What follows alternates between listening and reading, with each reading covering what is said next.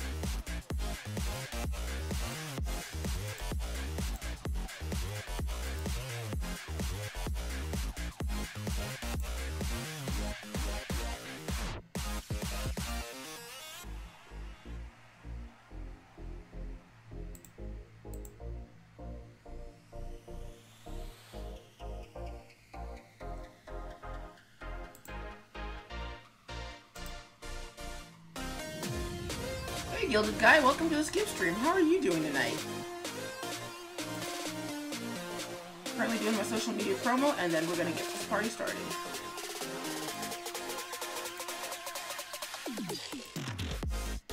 No, I don't want to see the tweet. I just want to retweet it. Is that so hard, Twitter? Please don't be so hard, Twitter. Because that would suck a lot. Paste the thing. And the retweet.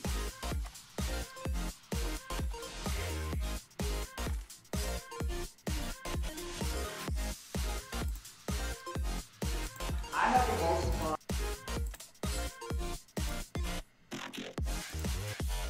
Alright, now for the tumblers.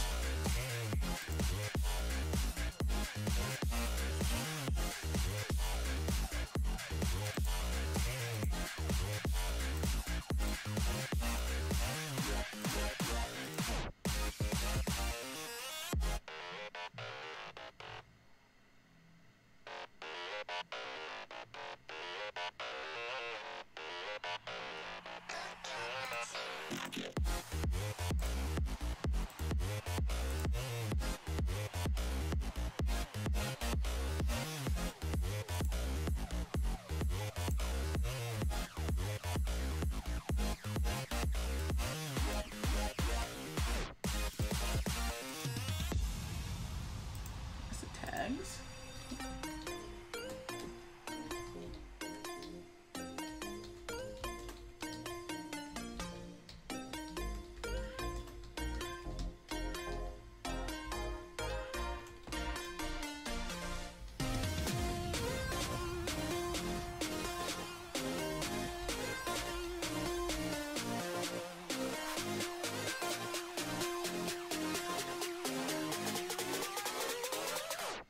You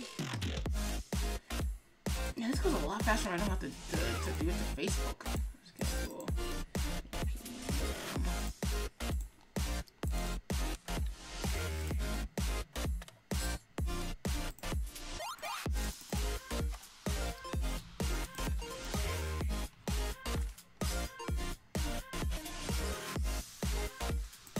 Set an alarm. So otherwise, I'm not gonna stop. I'm not gonna take recording breaks. And those are kind of important.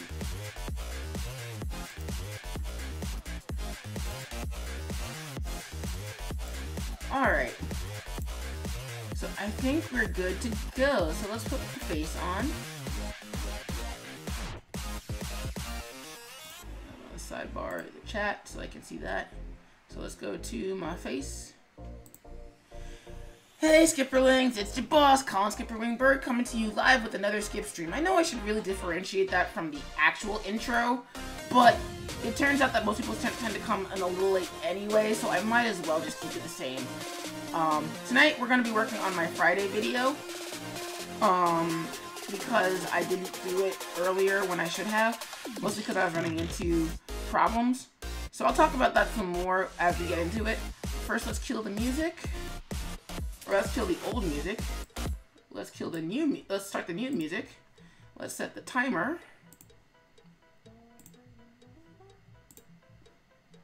Hit go.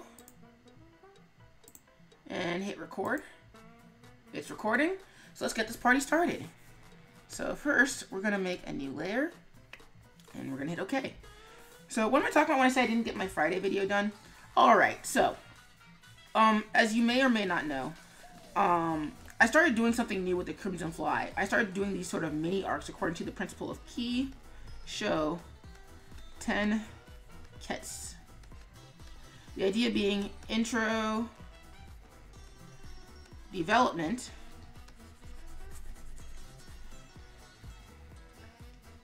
twist, and conclusion. And I'm probably butchering the actual spelling of the actual version of this. Basically what that means is that I introduce a concept, I develop it further, make a twist to it, and then resolve it. So like for the most recent, for this week's CrimFly strips, the first introduction introduces the wall crawl power and that they don't know how to use it. The second one develops it in that they're slowly starting to figure out how climbing actually works. The twist is that then their hand gets stuck and they can't remove it, and then spoilers, they learn how to unclench in tomorrow's strip. However, that only accounts for four strips, and I need 5. So on Fridays, I usually what I decide to do is I decide to make prints on Fridays that can be bought eventually once I figure out how to do online printing and online stores and all that jazz. So hey Ben, Ben Boston writes, good evening. Hey Ben, how are you doing this evening? So right now I've just kind of been working on prints that I can sell at conventions, and then with the caveat being that you can see me make them. It's gonna be cool. So we're gonna deselect that. We're actually gonna zoom out a little bit so I can do this via the squint test.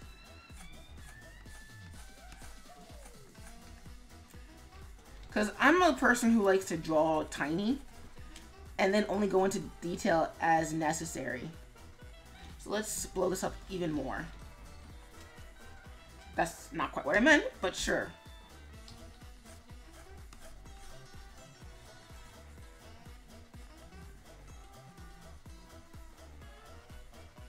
So we want to keep that arc. Problem is, the wall is going one way. The arc for the wall is going one way, but the arc of the body is going another. That's not bueno, but we can make it work. And so basically what I'm doing is I'm stealing a technique from one of my favorite illustrators, Norisuko.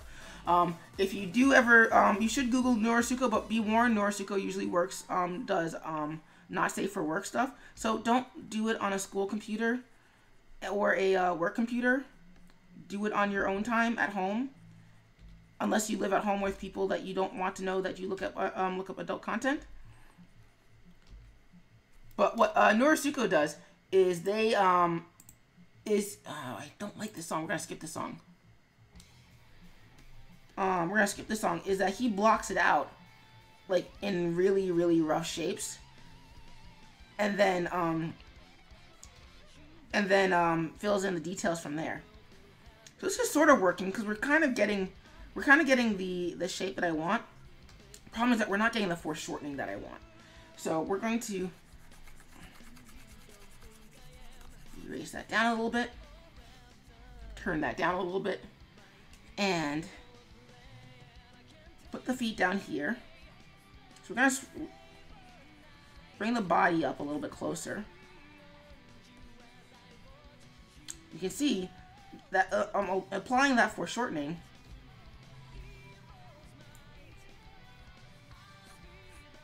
Makes the, rather shrinking down the foot, makes the foreshortening seem bigger than it actually is. So we're going to move that down a little bit. We're not going to really worry too much about anatomy yet, because right now what's important is getting the pose down. We can adjust the anatomy later, but what we want is to make sure that the pose reads. And granted, I can do that because the CrimFly is a cartoony character. By cartoony character, I mean that there are certain allowances made for the physics of that character that don't work in real life. So like if this was a more realistic character, then I couldn't make these allowances. I'd have to start from a place of realism and go from there. But the character has digigrade legs, whereas a mask that sometimes gets confused for eyes, and so it's just better to do it this way. Whimsikai Arts writes, hey Whimsy, welcome to the skip stream. How are you doing tonight? Alright, so while I like what I'm doing with this curve of this arm, I don't like that it's not straight. Because I need it to be straight. Mostly because I need it to, I need the angle to read better. And let's see what we can probably do. Yeah, there we go. We can induce a curve using the muscles. This is what I mean by playing with anatomy. It's not perfect anatomy, but it'll read a little bit better. And unfortunately, what I seem to be doing is I seem to be getting to a point where my sketchy version, or rather what's in my head, is not matching with what I'm drawing. Like, I can make out what's going on, but I don't know about with you guys, if it's reading. It's not reading comfortably enough for me to like what's going on right now, but we have to see it through to the end. Ben writes, cooling down, having better work days than days off. That's good.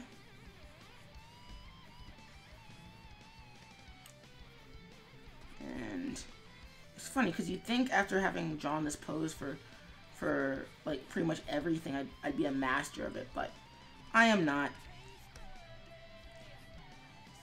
So we're gonna move this foot closer because we don't want just the fly to be sort of crawling. We want to make this dynamic, and we make it dynamic with a little bit of contrapposto. Also, to try and differentiate the character from Spider-Man, I'm going to try and make them wear their hood a little bit more. If you want an explanation for why their hood stays on in future strips, there's a patch of Velcro on the top of their mask, and so that's where they attach their hood to, so that way the hood never comes off.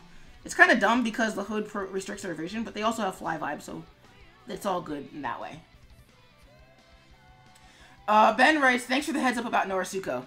Yeah, well, because I don't know who's watching this stream, and like I really do genuinely think that you can learn a lot from artists who draw adult content, but I also know that we don't live in a world where people will have the appropriate reaction to things. So it's better to just let you guys know, hey, up front, this person is a person who might get you in trouble at work. Than to let you just kind of go like, ah, Skip, why didn't you warn me? Because you should never really dismiss a source just based off of their content. That's not to say that you shouldn't be a little bit careful. Obviously, that like there's certain contents where it's like it doesn't really matter what the context is in which you see it. You really should be careful about what you're watching at times.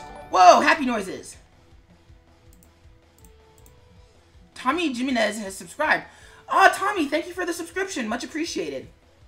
Also, if you're somebody in the chat, again, thank you so much. So what we're going to do is we're going to save this. We're going to save it to the desktop really quickly because I don't really know where else to put it. I didn't make a folder like I should have.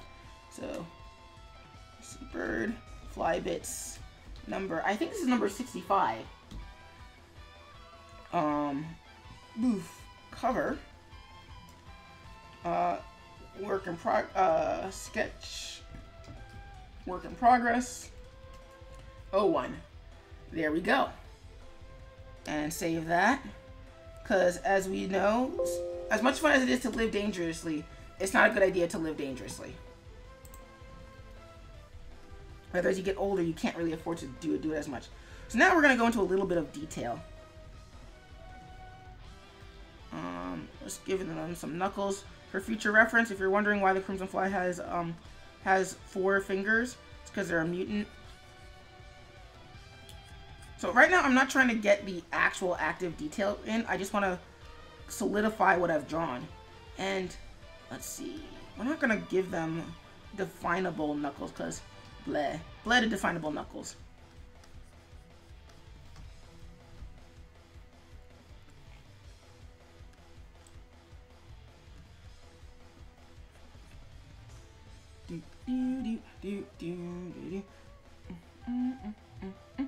So what's everybody working on right now? I know Ben's cooling down. Whimsy, what are you up to tonight? You still working on Elfuary?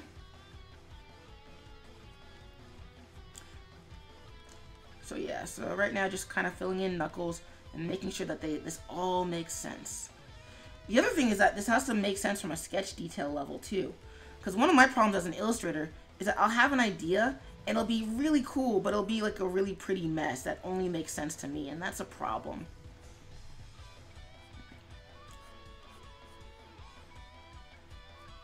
So you kind of want to make sure that this is making sense to everybody who picks this up, this print, not just me.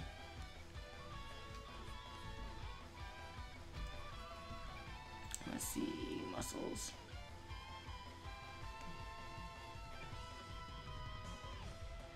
And actually what we might do instead, yeah, that makes more sense. The problem with giving the CrimFly definable muscles is that it takes away from the sort of lean, mean look that I want to give the character.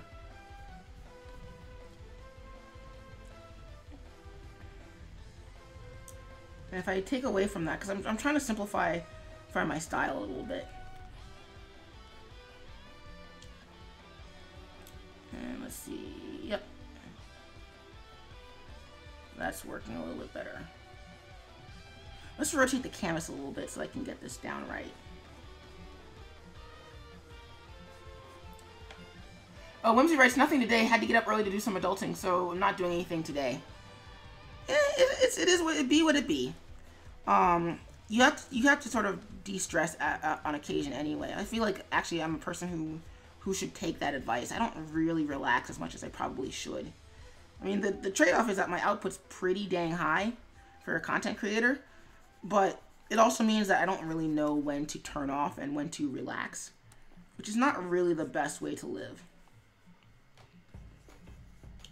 So, yeah. Also, my chair. I need a new chair because as much as I love my chair actually has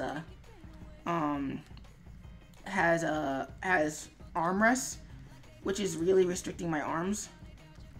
When I want to use my full arm, and so I really should look into getting either seeing if there's another chair in the house where that doesn't have armrests, or just looking into buying a new chair. And we're gonna make this a little wavy a little bit.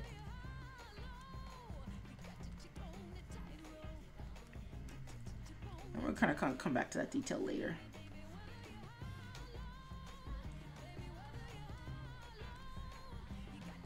So we're starting to get our design right. So let's knock that down there.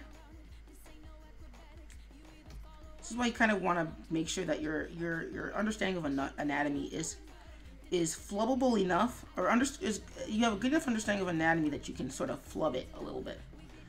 Like, I'm not actually sure I'm giving the CrimFly the right number of phalanges. And phalanges are basically the name of these bones right here, the little wiggly things. The only reason I know that is because they're all called phalanges. I don't really know what the individual ones are called. But it's also because phalanges is a funny word. Phalanges. So you just say it to yourself, phalanges. You know you're going to have fun saying it. You're just going to be saying it all night. Phalanges, phalanges, phalanges. And The best part about it is that I'm not actually spelling it, so I don't get to hear everybody spam it in the chat. And now somebody's gonna spam it in the chat, gonna Google it and spam it in the chat. Please don't Google phalanges and then spam it in the chat. That would suck a lot. Unless you're gonna turn it into a meme, then you can spam it all you want.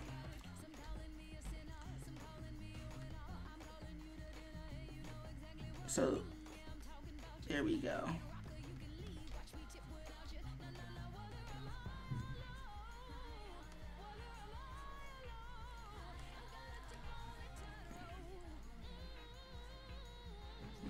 And we're actually gonna, let's see, yeah. So we're gonna actually push this elbow back a little bit. I'm busy. He's not in here. Yes, he is. He's behind your couch. Well, then you have to leave him alone.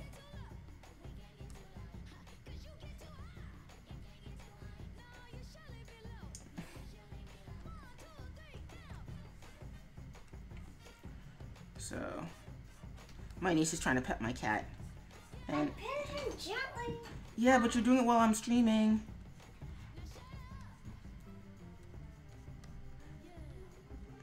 And she's gonna be a good cookie when she grows up. So we're gonna put the... So actually, you wouldn't really be able to see the other knee. That's fascinating.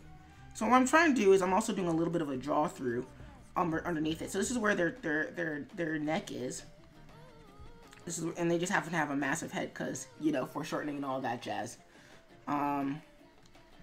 So if I extend the knee, even allowing for shortening, the knee only goes yay far, which means that you wouldn't really see the feet. We're gonna put them in there anyway. Now, granted, we might undo it just if it turns out that this doesn't work.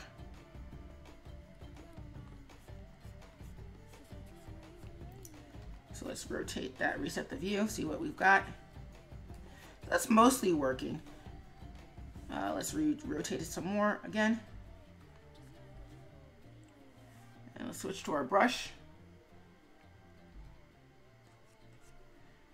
And torso's back here. So which means that the thigh is back there. Which means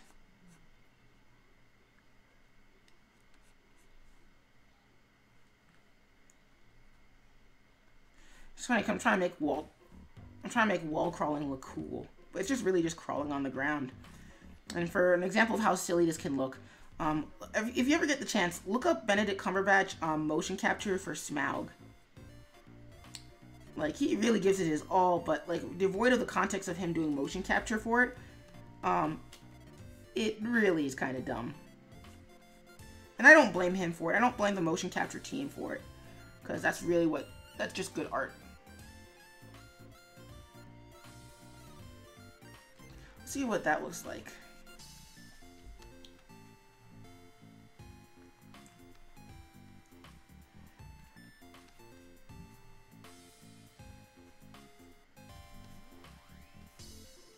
Because I kind of want to, I don't really want to leave that space untouched. No, but I like the arc of the entire body flowing, and I feel like that breaks up the arc, so we're going to not do that instead. Because I have this arc right here. You can see me doing with my hands. It's a cool arc, but I like the push arc, I like the push arc rather than the arc. So we're going to actually leave the toes as they were. We're probably going to have to go in and give them a little bit more detail just to make sure that they read as toes.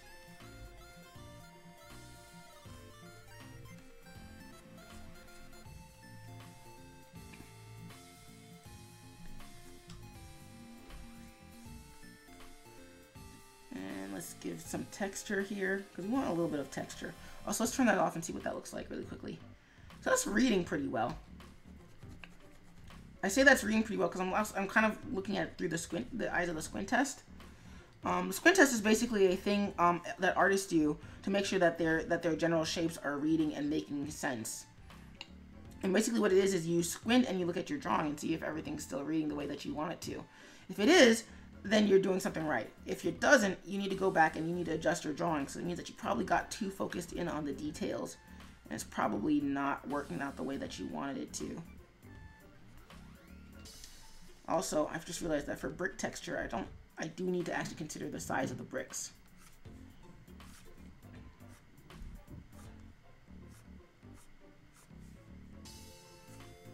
So we're gonna blow that up just a little bit.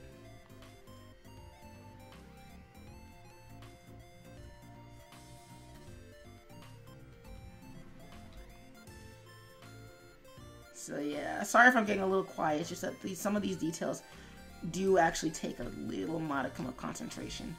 Also, there's only so much stuff I can babble about and process. And I sometimes forget that, like, I'm always getting new viewers, so you never know who knows what about what I do or how I do what I do. So it's just always good to sort of refresh it and just kind of go in details. Now, I don't really have to go in and throw in these details on the bricks. In fact, the perspective is still wonky. But it helps. It's never a bad idea.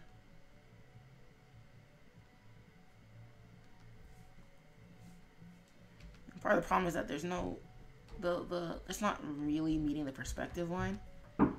I'm busy. You can't keep doing that. I'm having mommy do it.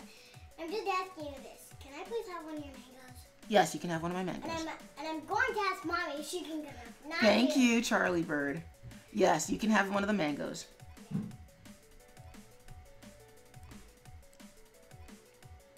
Which is actually secretly, that's why I bought them. Don't let her know that. Kitty Geek writes, Katie didn't die, by the way. By the way, she's not dead, just streaming. Look. That's cool. I always want to make sure that she's not dead and that she's streaming. Cause I don't know, I'm really excited about the idea of her not missing, of her like doing a dedication, like hitting all the streams this month thing. So I'm kind of excited about that. I wish I could be there for that, but if I do that, if I go and check that out, then I'm not going to pay attention to my own stream, which unfortunately has to take priority right now.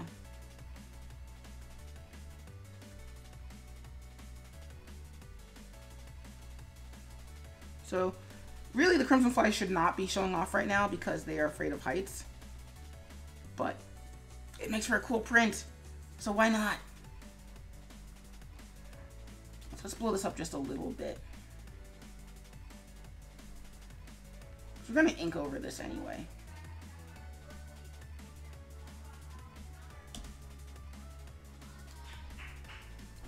And then behind them, we're going to throw in some buildings. It's kind of important to do this now because if I don't do it now, then I'm going to try and flub it when it comes time to doing it to inking in Flash, / animate, and that would be no bueno. So we're going to throw out some perspective lines. We're also going to throw out some building lines.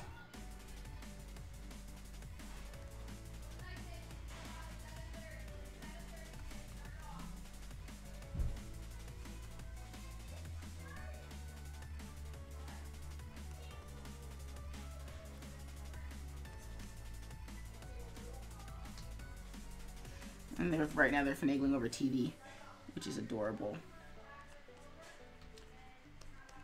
I think secretly my sister's trying to make sure that my niece is on her best behavior because my mom's coming home, or her nana is coming home, and so like everybody's trying to sort of spick and span the house up before my mom comes home because my mom tends to be a bit of a cleaning freak, and not without reason. We're not really the cleanest of families. But it helps her relax. So I'm probably gonna finagle these buildings more so than I would like, simply because finagling is what I do. I like to finagle things. Oh, before I forget, the hood, because I almost forgot the hood. Hood's kind of important.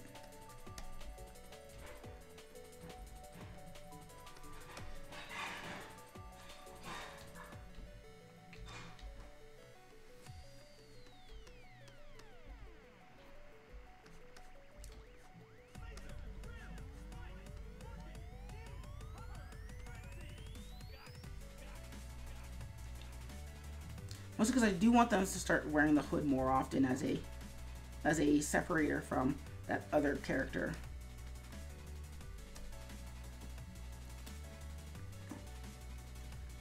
So Kitty Geek, what are you up to tonight?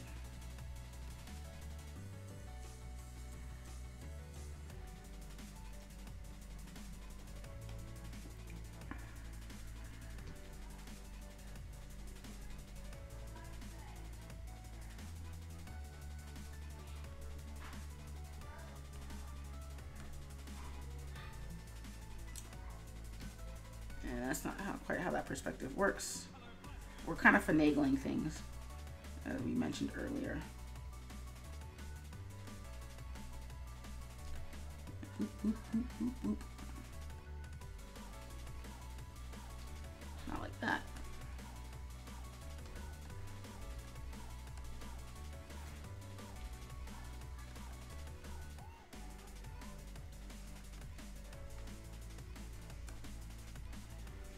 Do, do, do.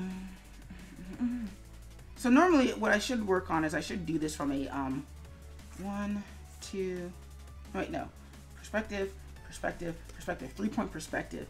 But I'm finagling because I can finagle. And it helps that this is a, alright, time to hit stop recording. Reset the clock. Start up recording again. It's recording. All right, cool. So we can get back to work.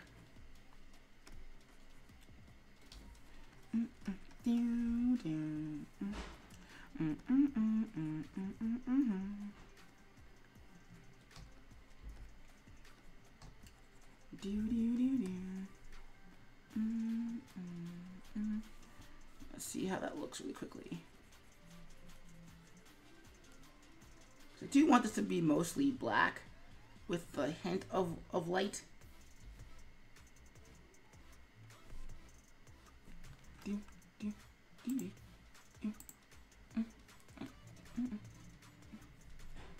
So I really like this music video.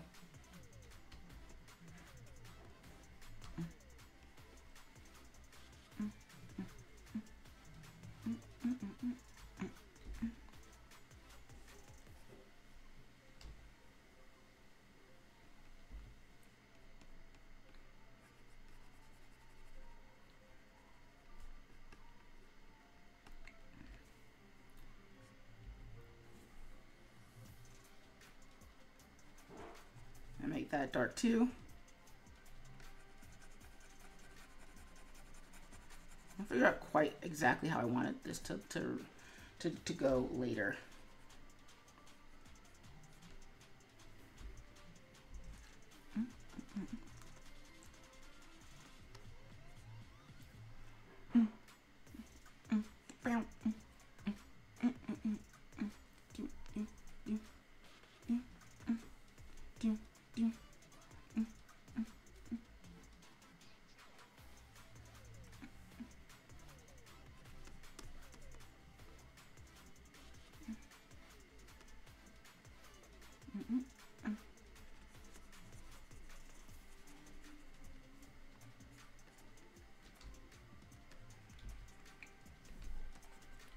I don't know why the CrimFly always ends up on this one building that's always like super taller than everybody, all the other ones. But I'm not questioning how my design sense yet, because I really should. Do do do do do do do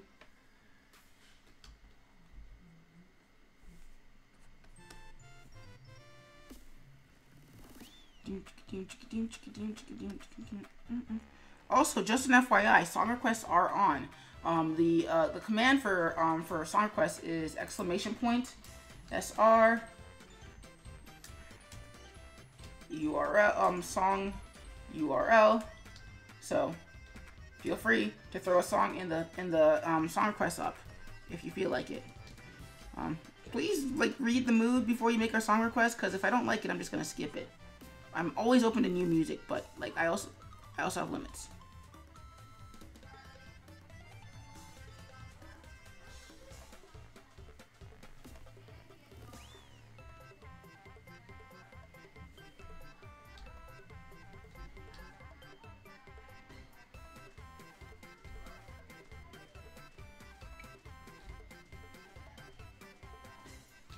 I just realized if the hood is showing, then you can't really see the knee. That's okay. So wop wop wop wop wop wop wop wop wop. Wop wop wop wop wop wop.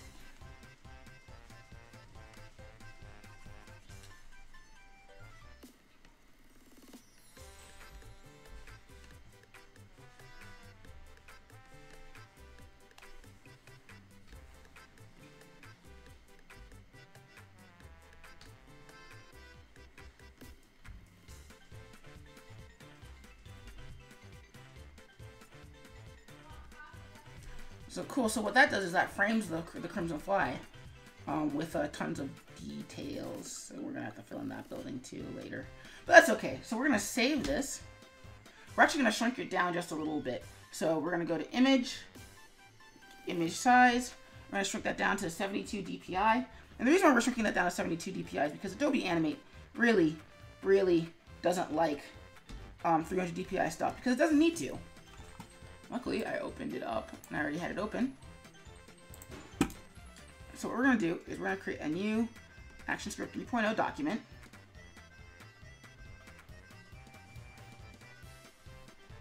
And we're going to go to Advanced Settings. Let's bring the Advanced Settings window back down to where it's supposed to be. Inches. Size width, we're going to take that at 11. And keep this size at 17. Okay. Boop, show all. So now what we're going to do, we're going to go to the desktop. We're going to import to library. So we're going to go to the desktop. Find my file. 65 cover. Open that. And we're going to import all the visible layers. Actually, we're going to import the visible and the invisible one too. So now you can see that on the bottom right hand corner, they're in the library. So now what we're going to do is we're going to make a new folder. We're going to call that sketch. And the reason why we're putting it in a folder is for organizational sake. Because there's going to be a few symbols, more than a few symbols in here. And I want this to be the library to be easily parsable whenever I do eventually distribute the file. So we're going to put that in sketch. We're going to put this sketch on the timeline. We're going to make it dead center. Make sure that it's filling in everything. And actually, before we even do that, what we're going to do is we're going to make a new layer. We're going to call it frame.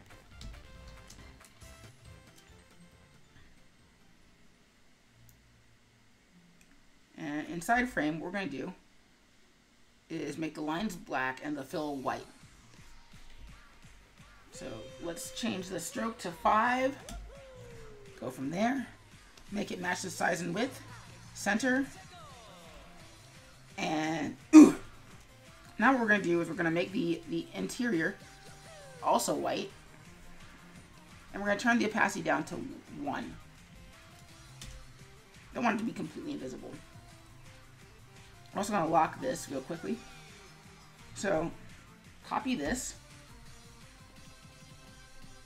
Let's name this mask.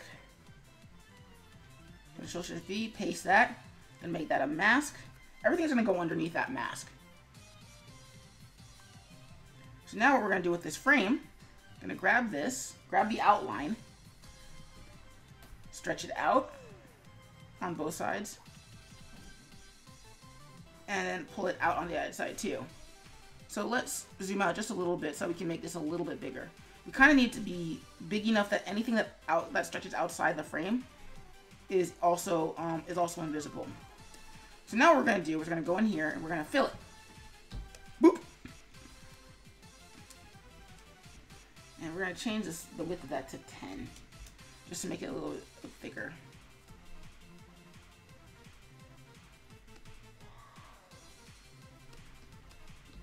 Go in here really quickly. Let's make this invisible. Okay, so there's a problem there. There we go. And change that to meter. Change the cap to none. And actually, what we might want to do is we might want to shrink this down to 5 again, simply because if it's too big, then the white's gonna make a gonna be its own gonna be in the final export. And we don't want that. What the fudge did I do?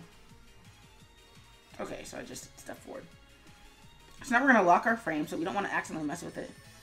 So now what we're gonna do, we're gonna go into this layer and call this sketch.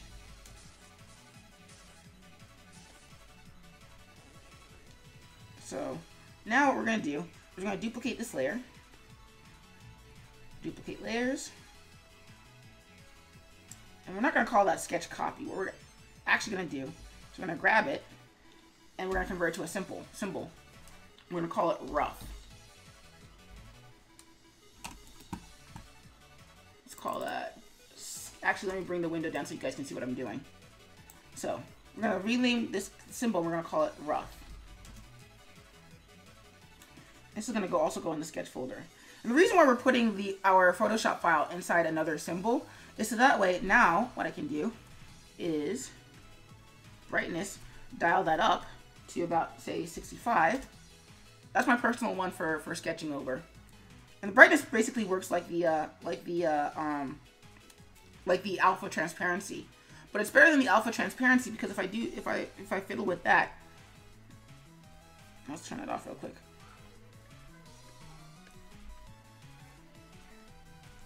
You can see how we're getting all these sort of wonky artifacts because it doesn't import properly. So what we're going to do is we're going to do the brightness instead, and therefore we still get that white that we're looking for. So we're going to lock sketch copy, make it invisible too. And we're going to also put this inside of another symbol, symbolception. So F8 to convert to symbol, and we're going to call this CrimFly. Actually, cancel. F6. We're going to call it, and now we're going to convert this to a symbol. So now we're going to call this CrimFly.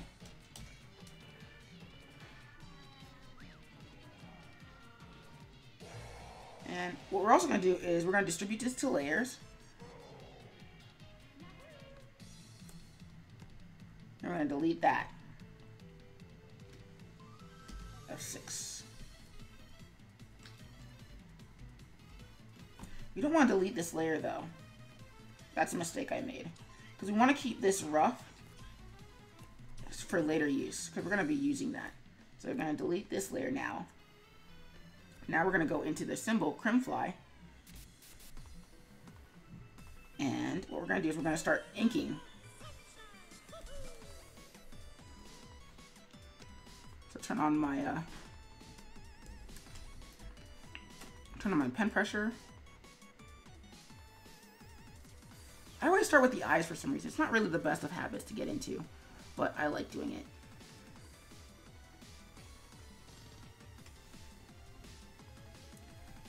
And let's go to the rotation tool, because we can do that and animate now. If you guys have any questions about the process, please feel free to ask. So we're gonna put we're actually gonna put we're gonna put this on hold for a hot minute. The face on hold for a hot minute. We're gonna actually get warm up with doing the hands. You don't want to give it too much detail because we don't want the CrimFly to have old man hands. The hands are an important focus. So.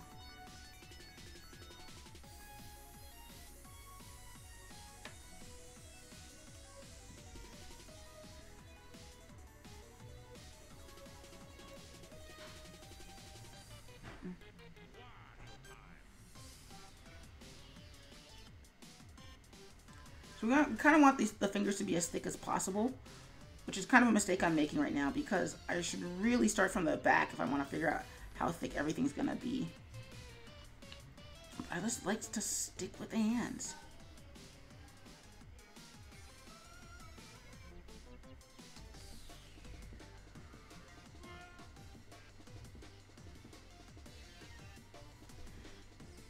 And you'll have to forgive me if I go quiet, guys, because there's not really much to describe here. There's not much to describe that you guys don't already know, that you don't already know about if you've watched my channel, if you watched my Twitch stream before. That being said, if you guys have any questions, please feel free to ask.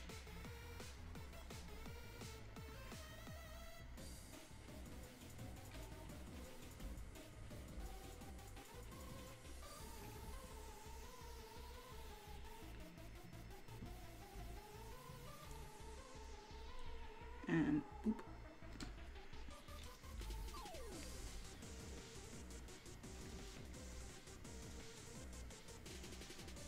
And boop some more.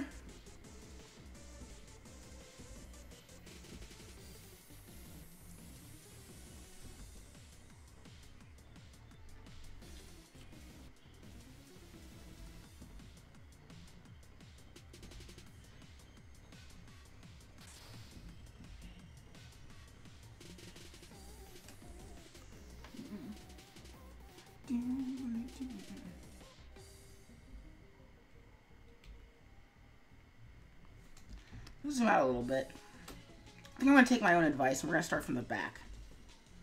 So.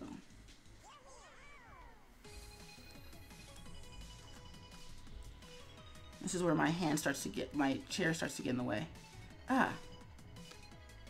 So let's bring this down to 150.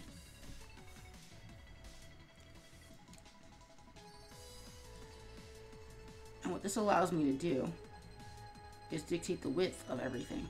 The line width of everything. So I feel like somebody's told me that before and I just wasn't paying attention. Or I didn't get it. Which is usually how that goes with most art lessons. You don't get it until...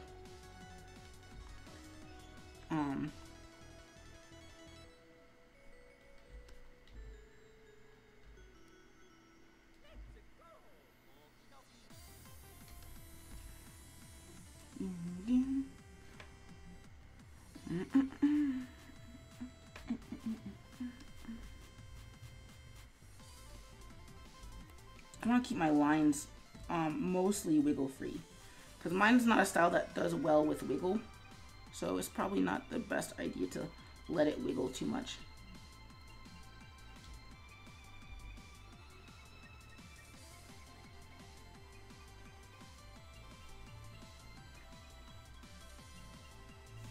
We can come back and add some shadows to this later, but first we need to establish our lines are working.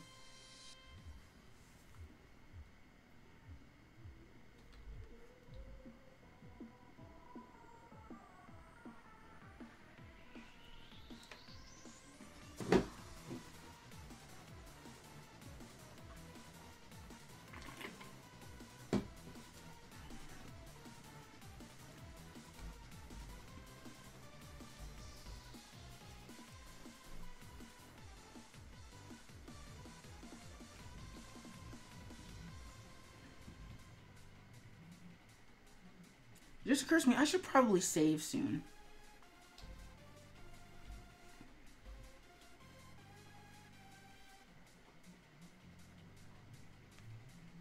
But we're going to push this just a little bit further.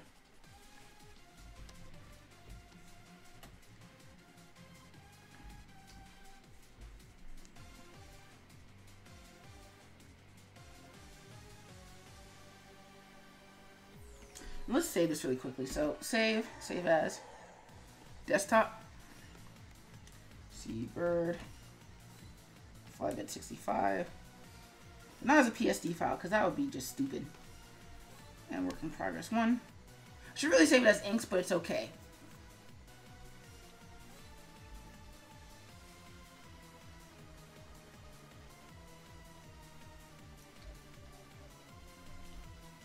Let's make sure that that curve doesn't look too mechanical.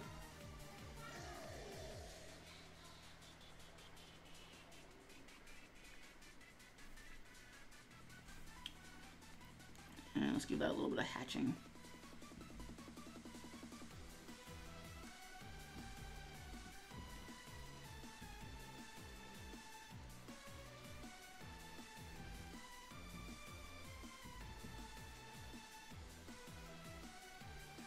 There we go.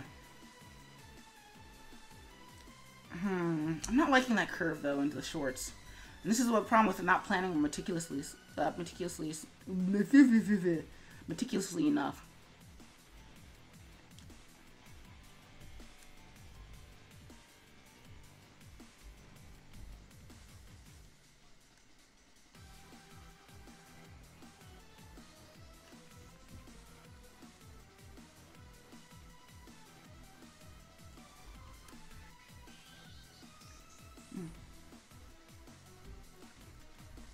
So let's give this a little bit of... So I need to be careful here because I have a tendency to sort of over-exaggerate the lines rather than the connecting tissue. So I'm like, oh man, there absolutely has to be in shadow. It absolutely has to work. That's not entirely true.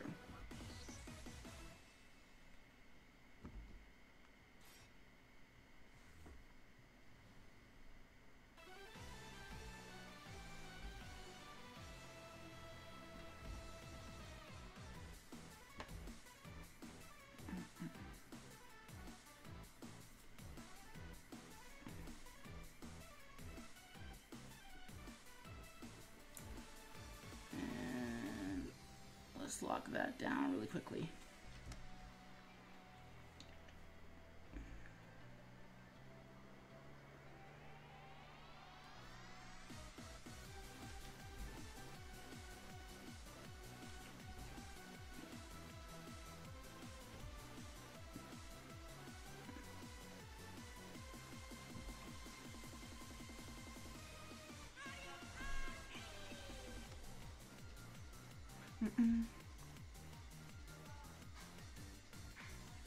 The cool thing about what I really like about drawing and animate is that the further you blow out your brush, your zoom, it actually scales. It doesn't scale with the size of the canvas, which it can do. I just don't like it doing that.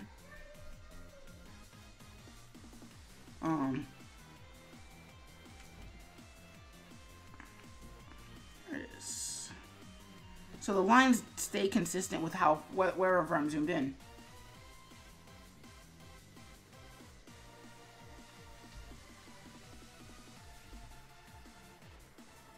You can always add lines to make things thicker later on down the line too.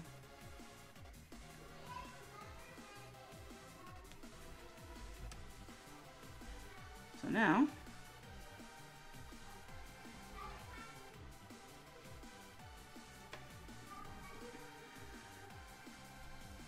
and I lied about adding in muscle. I think I'm going to add in just a little bit.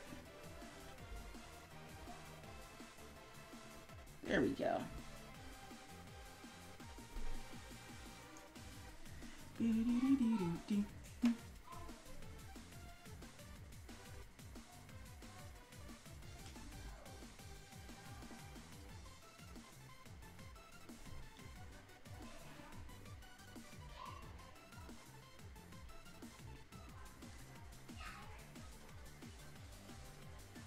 Let's make that a little bit thicker.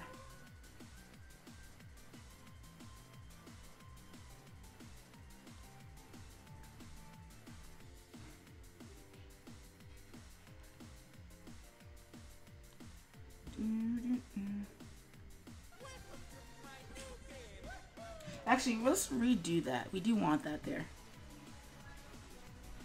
Let's go in here and add a little bit of hatching.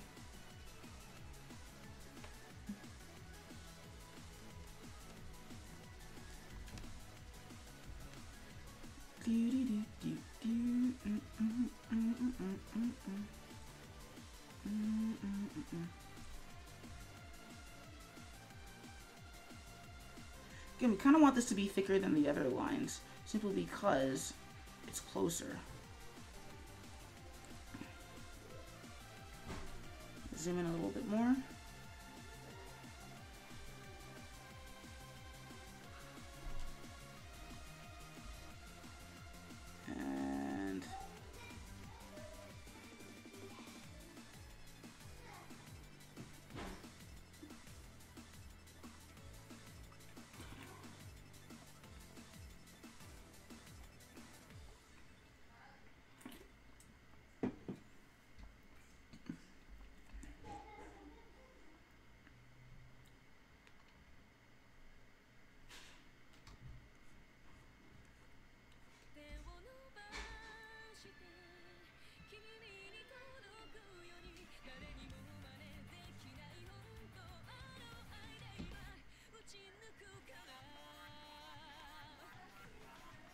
And let's see, because we just still want to maintain that line. Same thing here, so let's add in a little bit of hatching.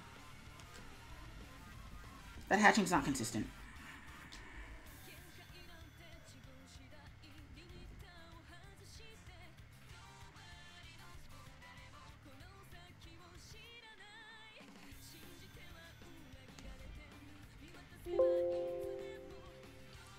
that sound was, but I'm assuming it's not good.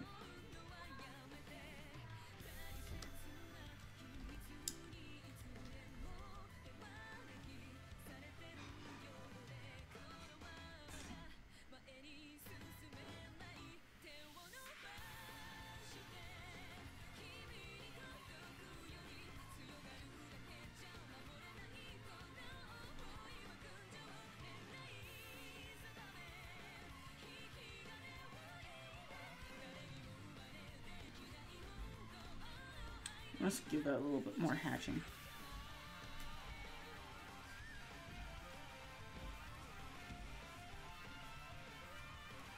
Because it used to not really be this meticulous with my details, but getting older will do that to you.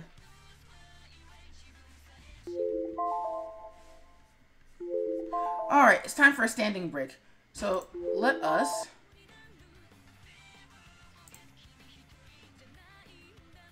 stop recording. It's not recording anymore. Go to the break screen so I can stand up. Set a timer for a 1-minute break. Whimsy writes, ink's looking good. Thanks, Whimsy. So we're going to take a quick 1-minute break. I'm just going to stand up for a little bit, mostly just to get out of the chair. Because I have a feeling that as I get older, it's going to be harder to get out of the chair.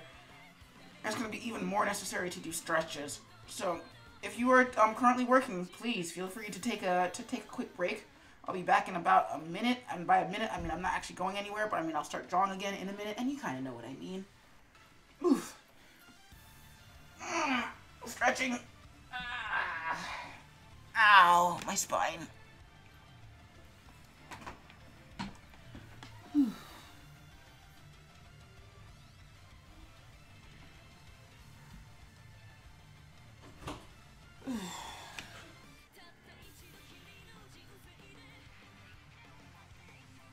Oh, wow, that was so much energy. Alright, time to get back to work.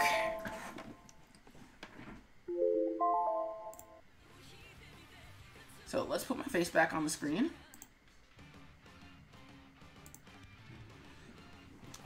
Hit record. So recording. Go to the alarm timer.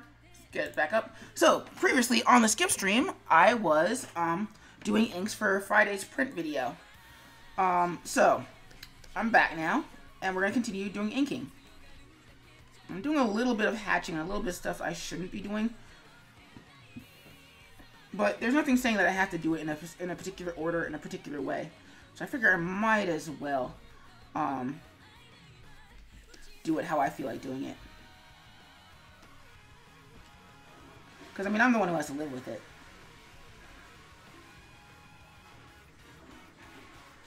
So we're going to smooth this out just a little bit so it doesn't look as mechanical.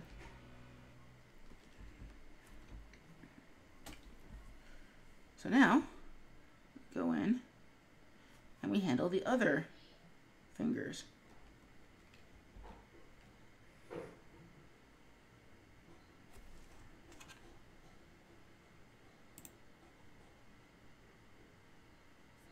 Hope that's not my cat throwing up, because that would be very awkward.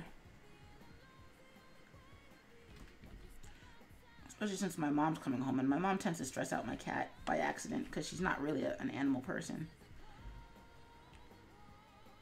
So she usually tends to stress him out because he can kind of sense that she doesn't like him. And if I'm not available to be available for him, then he doesn't like being without me.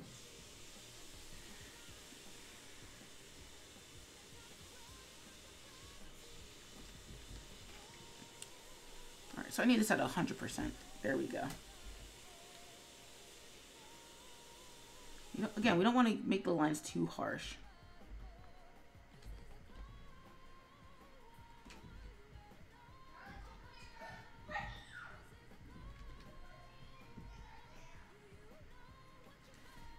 And, oops, delete that.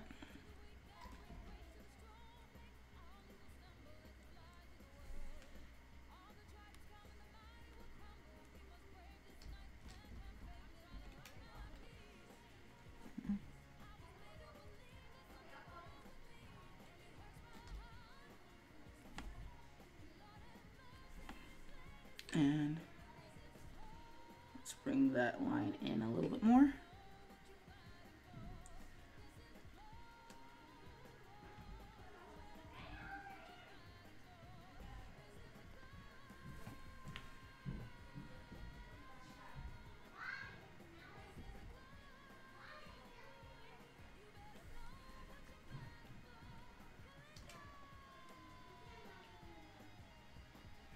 And again, just to emphasize that these are fingers, you have to just draw in some fingernails.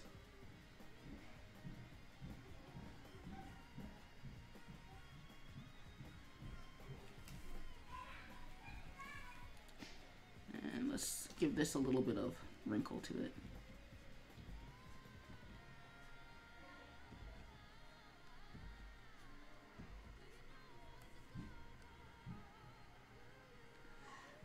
No, we don't really need that line. It's too thick.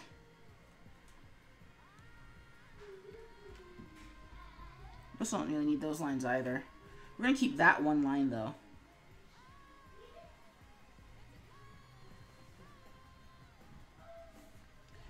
Again, we don't want to get too thick with the wrinkle lines because we don't want people to read this as like, oh no, this kid has like old man hands before they're prime because they're super detailed. It's always something I think people tend to not realize when they're starting out, especially, and it kind of actually tends to manifest whenever people are drawing women. The more lines you add to something, it doesn't necessarily make it more detailed. You have to be careful about where you're adding lines. Instead, it just basically says that the subject of the drawing is just very, very busy, and it tends to make people look old simply because old people have lots of wrinkles. So if the more lines you put on somebody, the more wrinkles you're throwing on their face, which makes them look old. Which, if you don't want them to look old, then don't do that. Like, trust your drawing, trust your anatomy, trust your composition. If you can't trust them, then that means that you need to go back to the drawing board and you need to practice some more. Generally speaking, the younger or the prettier that the character is supposed to be, the fewer wrinkles they'll have. That's not to say that you can't have a pretty character who doesn't have a crap ton of wrinkles. Just that it's not likely. Cool, so that's reading pretty well so far.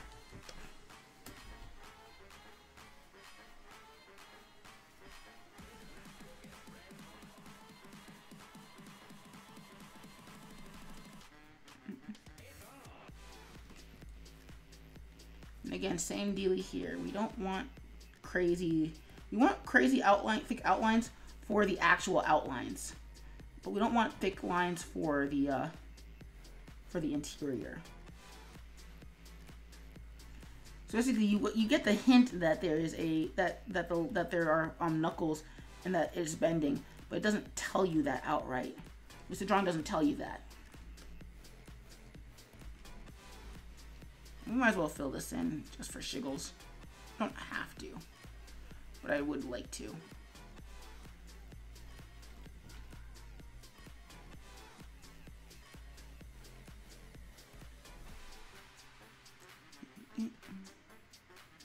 This should actually be a little bit wider and longer, so let's do that.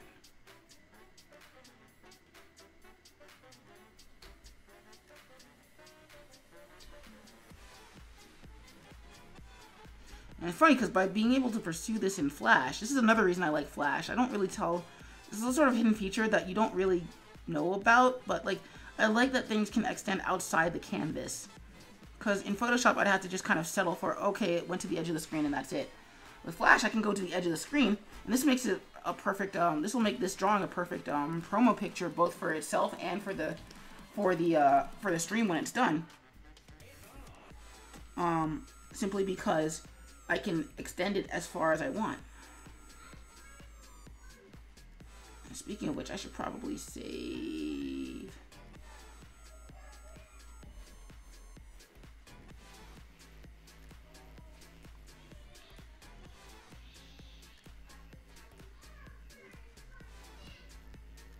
Meanwhile, my niece is throwing a tantrum. It's funny because she was good all day, and then she always does the one thing that's like, that just kind of throws all of that under a bus. And she doesn't, I don't think she's aware that she's doing it, but still, it's a little saddening.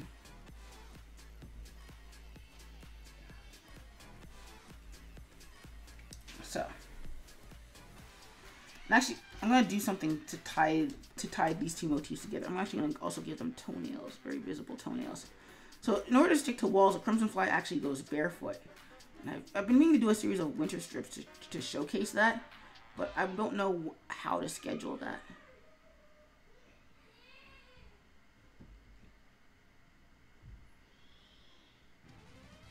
I don't really know what noise. It seems like my niece has inherited the pterodactyl noises. I don't know where she gets that from.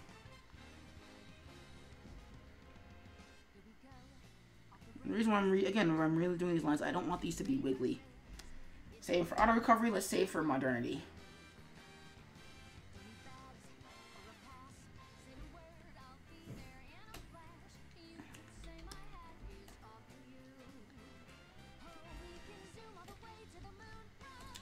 So let's make this super thick line.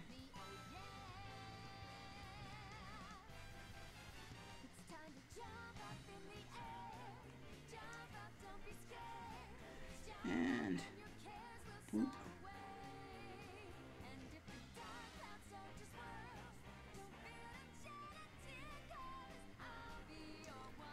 We're not gonna make it go as far out as I did in the drawing, simply because I just don't like that.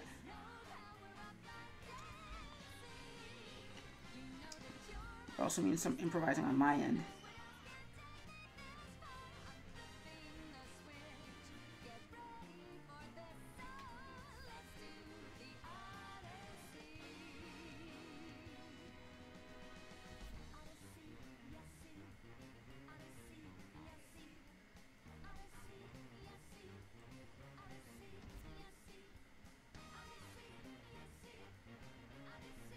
Sorry, and this line just kind of has to be right, so. Alright, so let's save that. And give this an outline.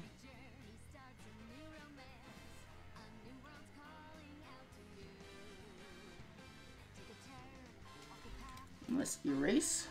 Whoop.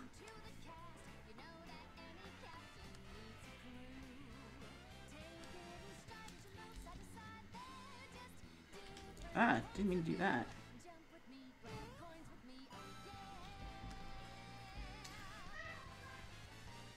Reset the view. Oops.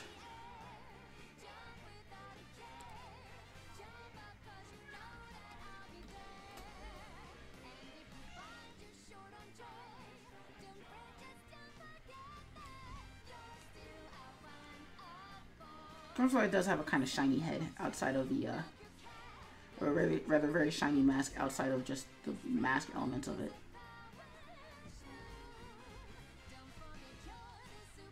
So boop. We're gonna do some hatching just to make sure that the hood overshadows some of this.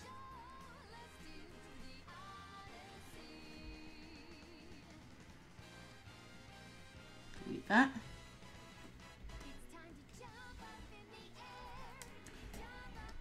And just to make sure that this reads a little bit stronger as eyes, actually,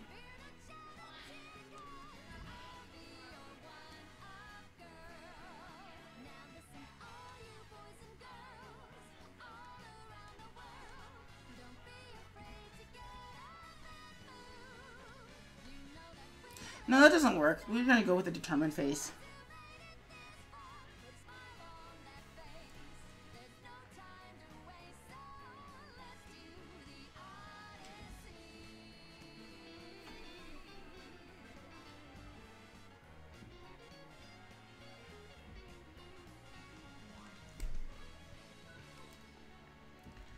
Actually, that shouldn't go that way.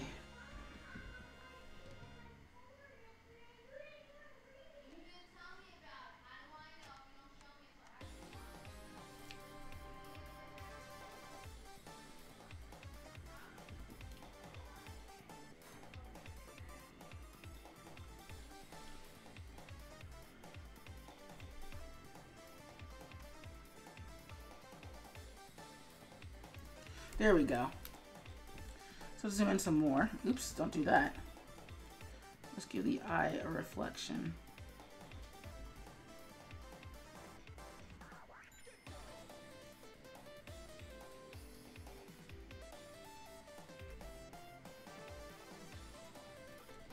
Oops. Delete that. There we go. Oop.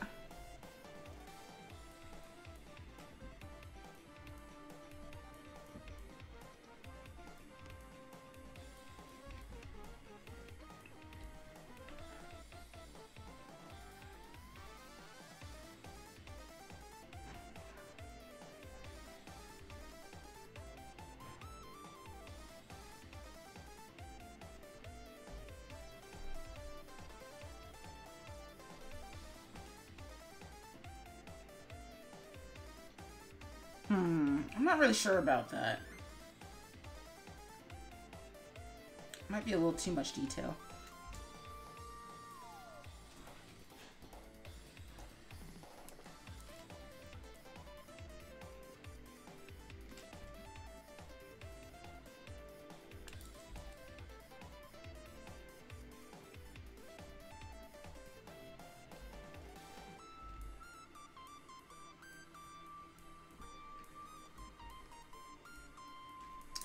Not necessarily feeling that, so let's see.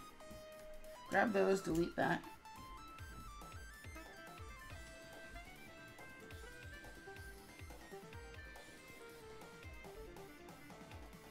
Yeah, at a squint it makes the eyes hard to read, so we're gonna delete those.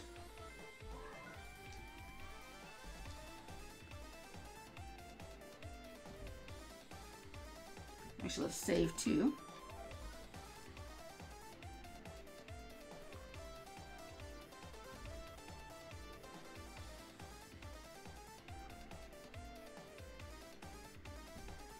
You can see there's a little bit of wibble line as it gets more complex, which we don't really want.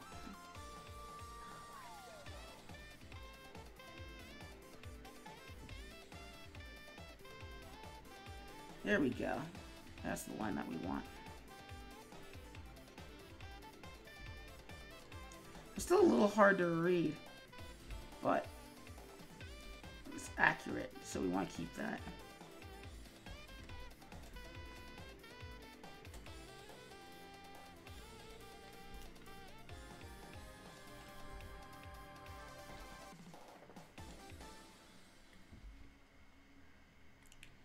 We want to make sure that these lines are read properly.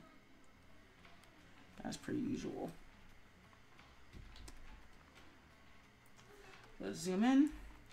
This arm doesn't really need that much detail, but we're going to give it some anyway.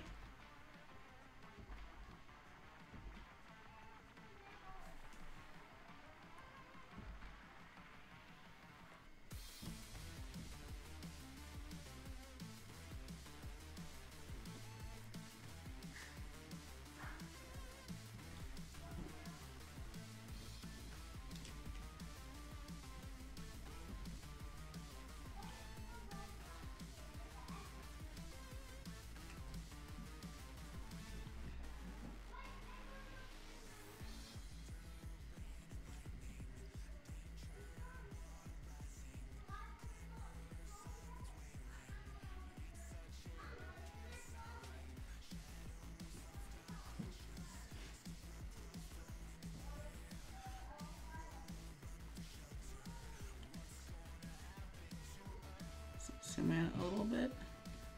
Boop. Boop.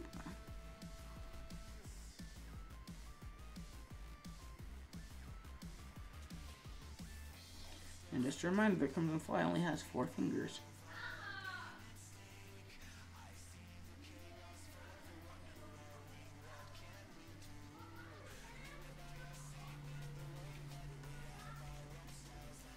Zoom out.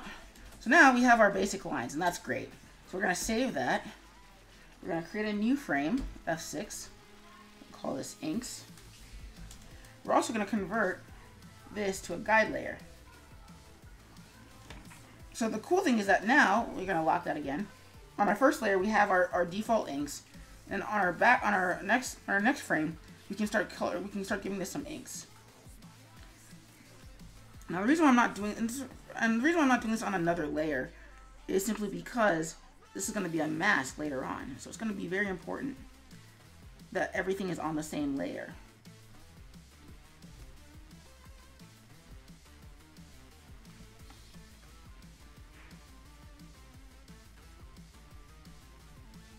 It's also part of the reason for keeping our lines as simple as possible.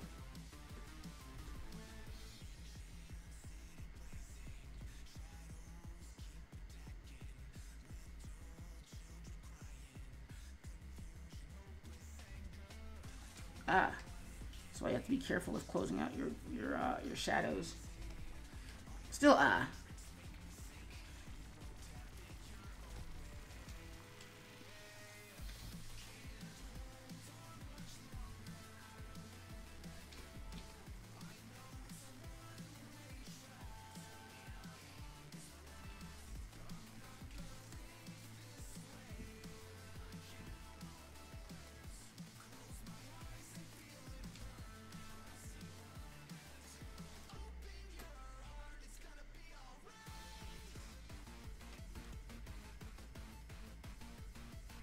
Fill in some more lines.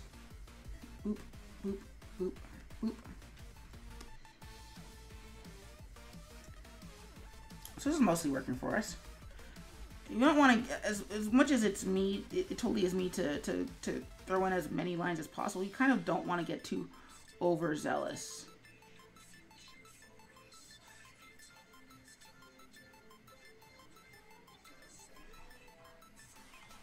See what that looks like. It looks exactly like how I kind of want it. It's not quite how I envision it in my head. But to be fair, I don't actually envision much in my head with as much detail as I end up putting on the page. So there is that.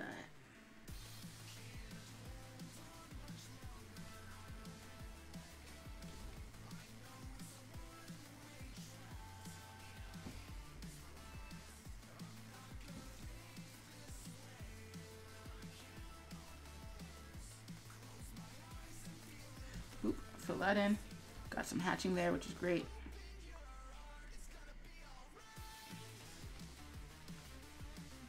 I want some hatching in there because it's gonna be kind of dark. Boop.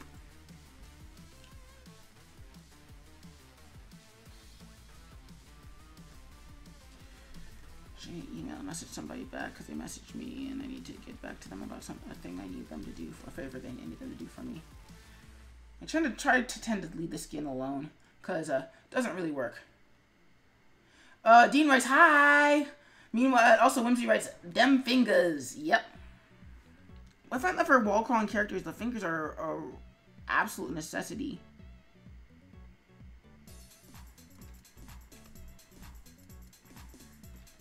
Let's see what that, let's close that gap.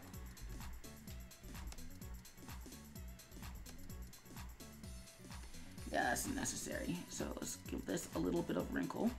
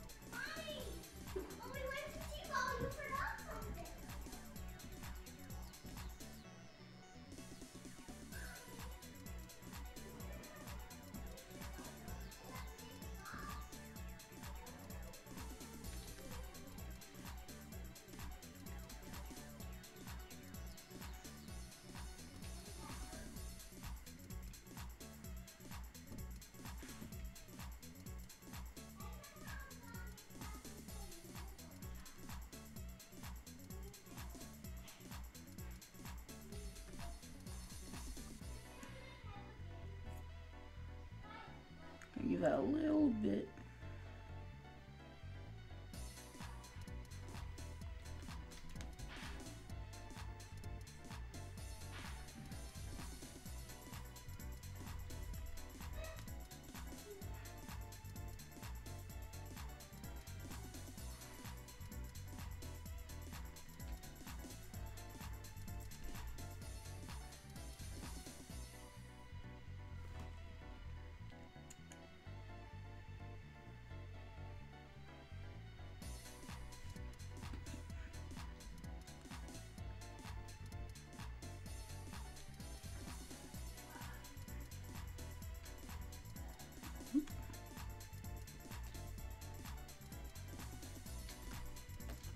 Zoom out a little bit.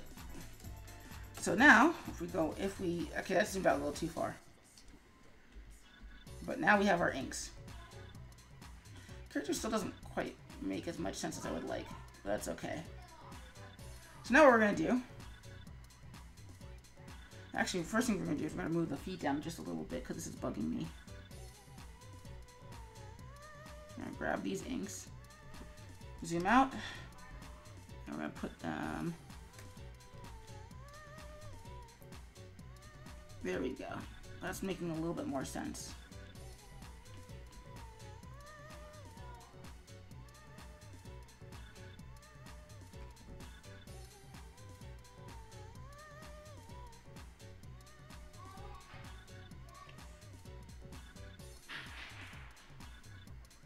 Let's actually zoom in a little bit and give us a little bit of hatching.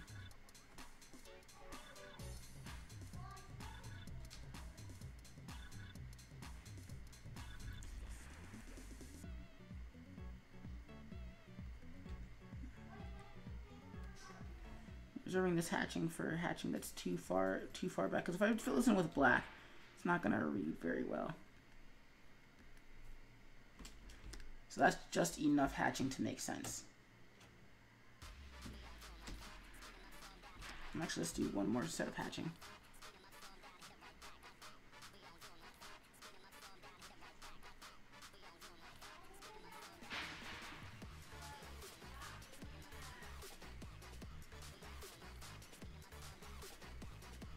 Yeah, that works.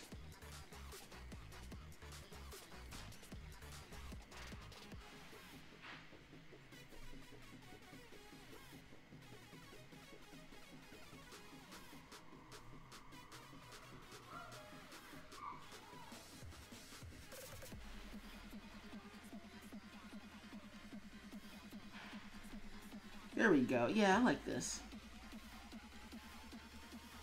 Well, I like doing it, so we're gonna see if it actually looks good.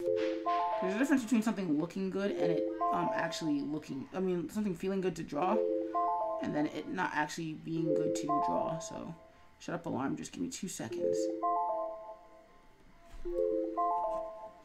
Alright. Hit stop recording. Let's hit record one more time.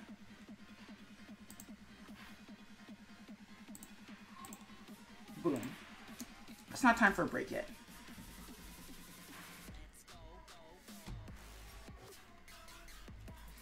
So yeah, that actually makes the fingers read a lot better. Weird. So one more thing before we move on to actually filling this in and coloring it is we need to give this some shadows. And shadows are really great because shadows actually help ground things. It basically says this thing is sticking to whatever surface you put the shadow underneath it. Just fill that in.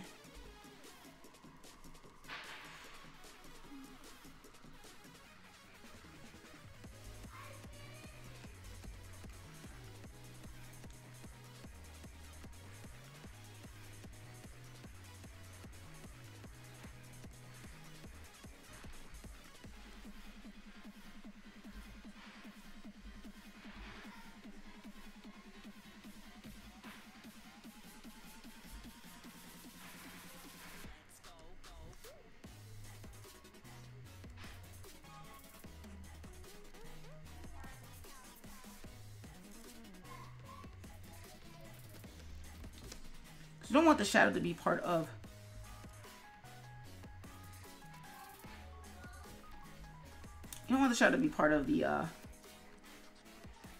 the background. We want it to be part of the CrimFly. And it doesn't seem like there's a distinct reason for that. But I'm going to show you guys there is.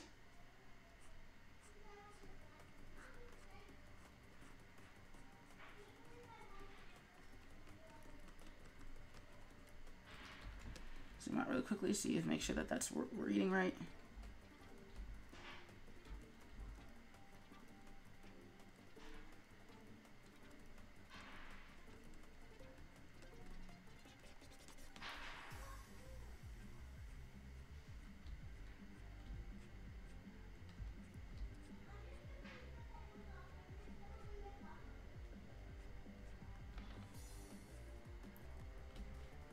There we go. And then one more.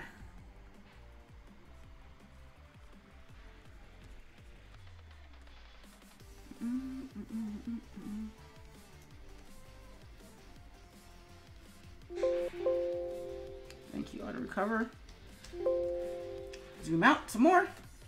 All right, so now what we can do is we're gonna lock this layer. Actually, I'm gonna make a new folder. We're gonna call it inks.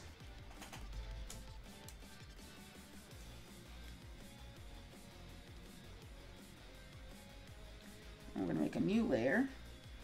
I call it mask. And another layer underneath it called fill.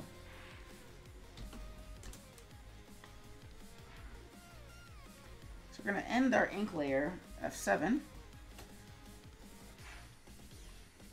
I'm gonna put this in the mask layer, make it a mask. And the other layer is gonna be kind of invisible underneath it. So it's kind of cool. But before we get into that, what we need to do is we need to make a new fill layer. So first, what we're gonna do, because we don't want to get into the mask just yet, we're gonna make our fill layer.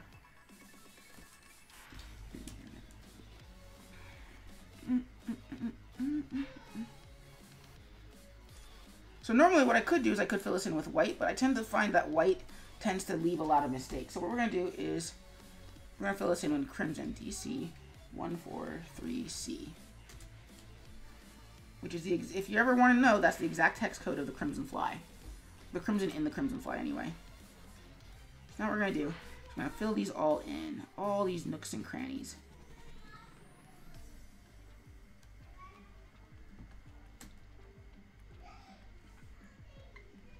I'm going to zoom in because we want to make sure that we get it all properly.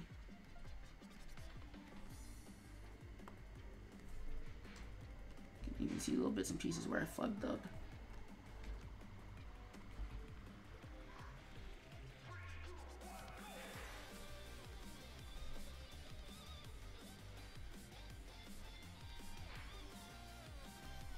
Fill that in.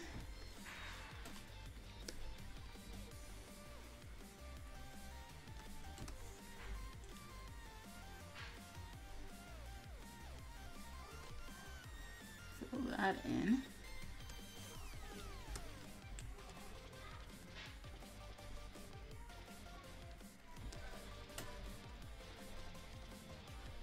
Fill that in. Boop.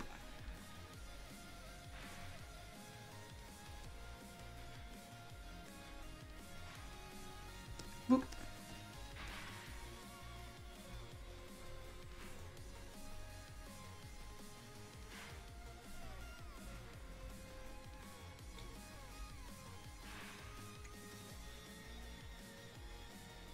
Don't need to be super careful when filling this in simply because it's big enough that I can see where the details are. Oop.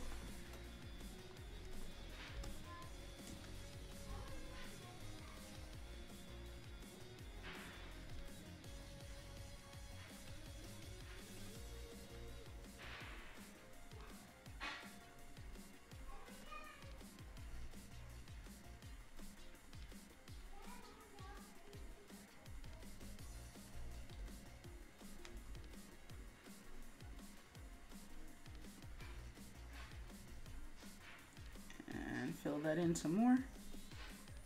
But yeah, again, I use the crimson because rather than just filling it in with white, because I can always use the bucket tool to drop in the white whenever I feel like it. But I need to make sure that these fills fit the right spots and they fit and they don't mess up. So red basically provides the biggest contrast between the gray and the black, whereas white does not. Which is weird because you think it would. Or it provides a great contrast with the black, but doesn't provide a great contrast with the red. And that's kind of important when filling these in. Or it doesn't follow a great contrast with the gray. And the gray kind of helps, but it's not helpful enough.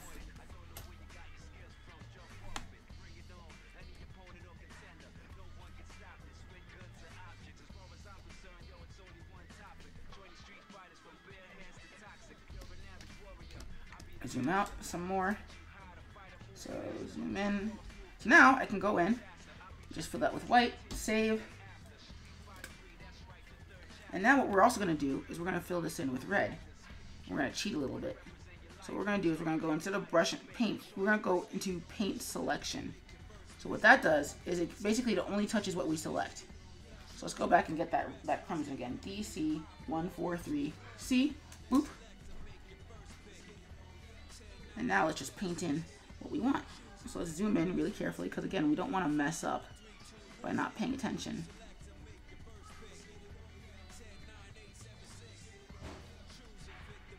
Okay, so it worked. It's just really slow. You can see it's not painting the gray because it's only painting what's already been selected.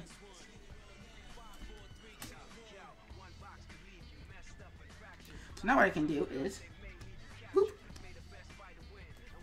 let's erase that really quickly.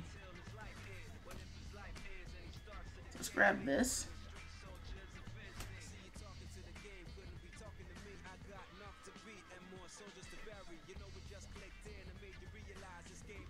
And boop.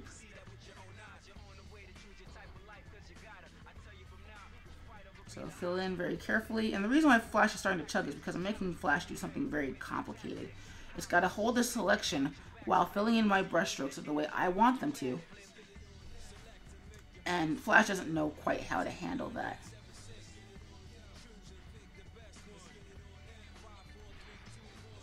So now what I can do is fill that, and boom.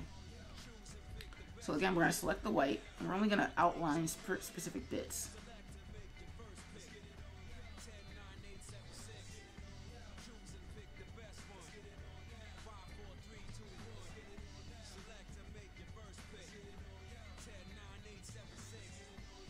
I'm being very careful because the only way to undo this is to literally undo it. I can't just like, oh, well, I'll just fill it in with white instead.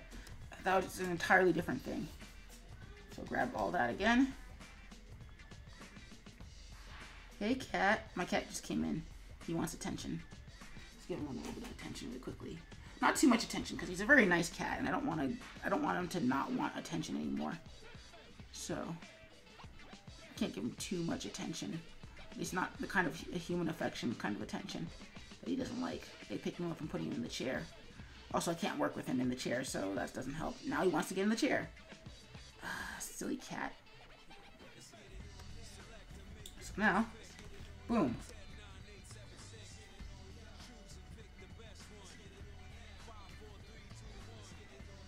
So let's paint normal, so you can see where there's a few spots where I forgot to paint this properly.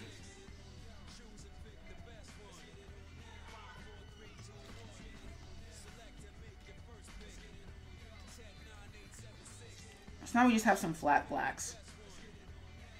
F6. So now what we're gonna do is we're gonna create a mask.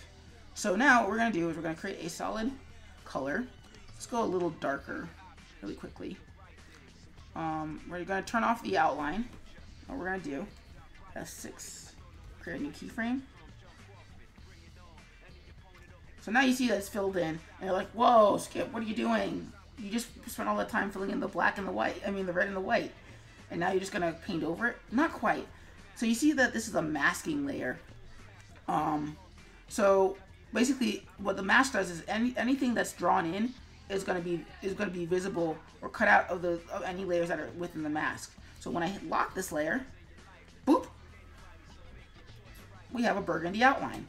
So you're probably thinking, well, Skip, why not just start with a burgundy outline?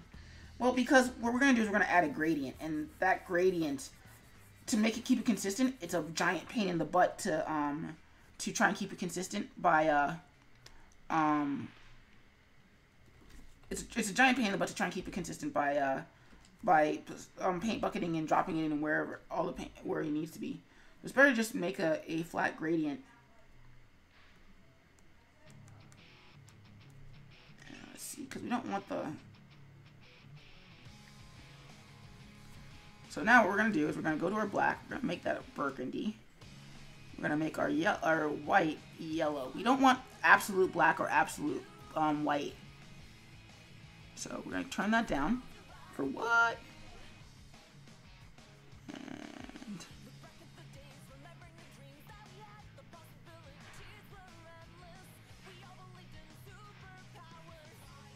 actually want to ever get to that yellow.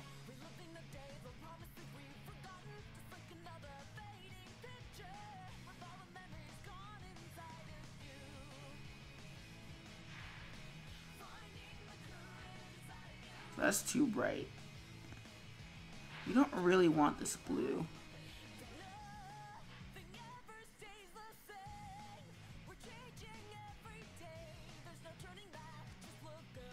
You can see that blue is actually lighter than the burgundy that we picked, which we don't really want.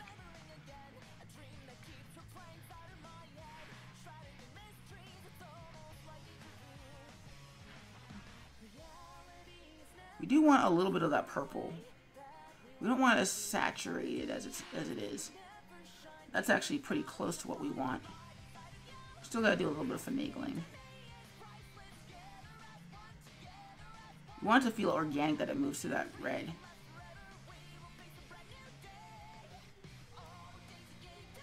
Well, there's actually our big problem.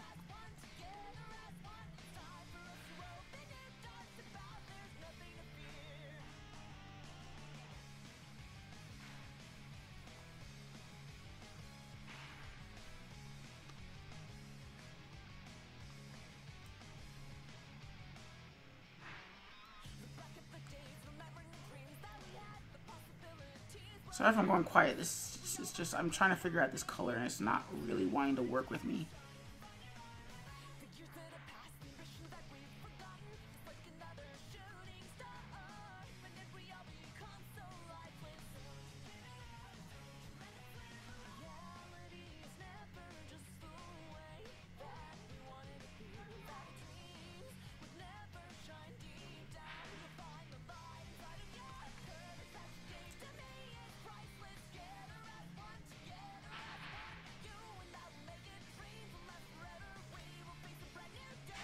Control Z, because this might be our end point.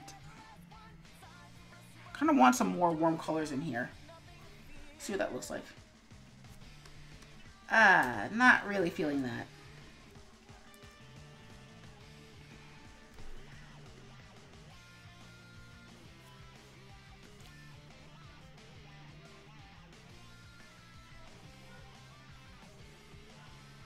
We're going to use the black a little bit.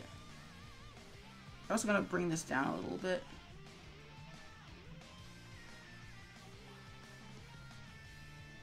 Make that a little bit brighter. There we go. Let's see what that looks like. Alright, so that's a little too bright.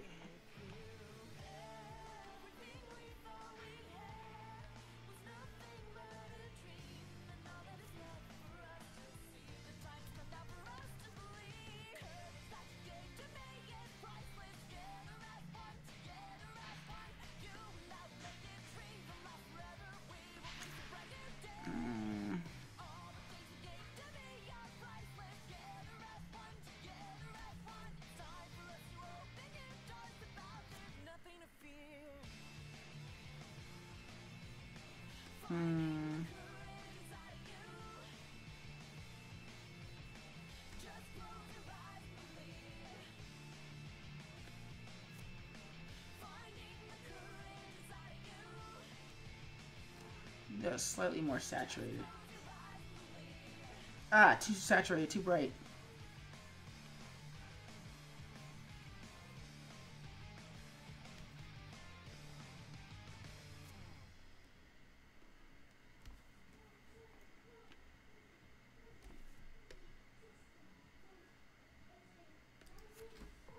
That's eventually going to get brighter, but I still wanted to hit, I still wanted to fit the right color scheme. Alright, so let's just go start from the top and make that super bright.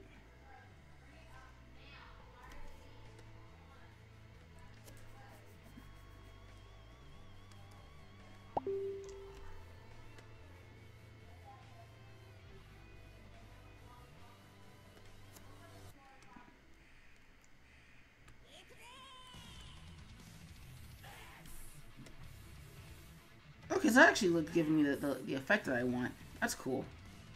So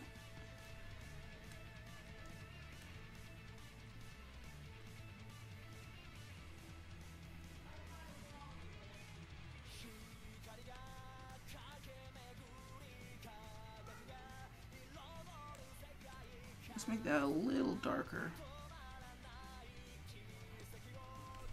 Zoom out some more.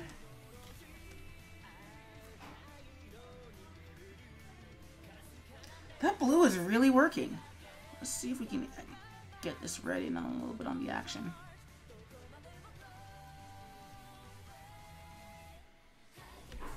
Grab that. Make that a little brighter.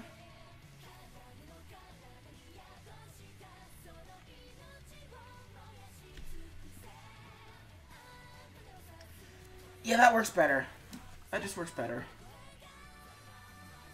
So now what we're going to do is we're going to go into our fills and we're going to make those work too. So we don't want to grab everything at the same time. We just want to grab the one thing. We want to try and convert that to a linear gradient. Not that kind of linear gradient. So let's go to solid color. Let's pick that linear gradient.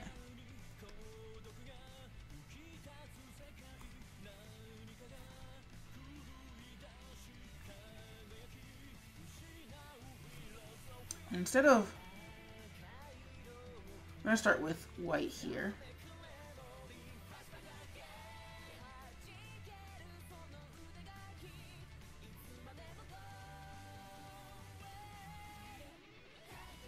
There we go.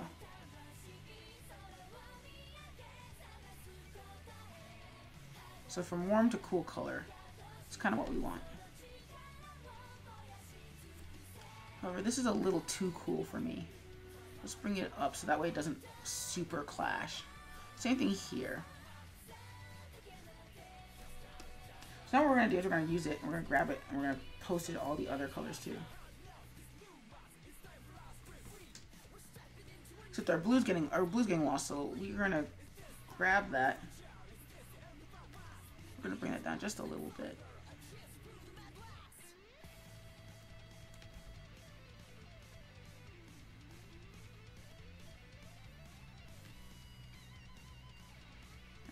Down just a little bit.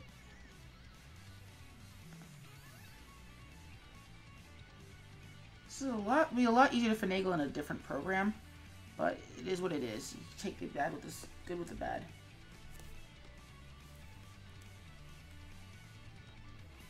There we go.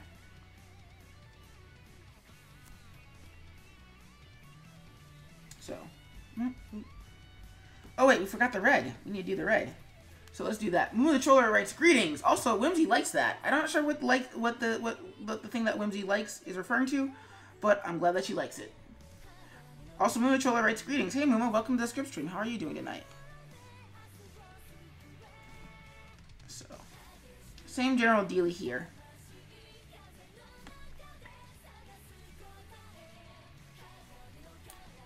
And in the middle here, we're going to have our DC 143C. Towards the top, though, we're going to bring that up a little bit.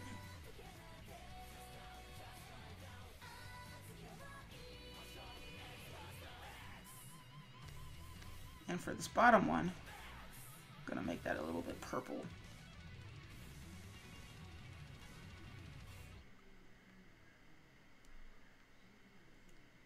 There we go. Whimsy likes the gradient over the colors. Just looking through my so Whimsy writes Whimsy writes the gradient over the colors. Okay, cool. So I like that too. Muma writes, I'm doing good. Just looking through my recent Photoshop illustrations. And yourself? Doing all right. This is actually turning out how I want it to look. So that's helping out immensely. Although I think what we're gonna do is we're gonna move this up a little bit.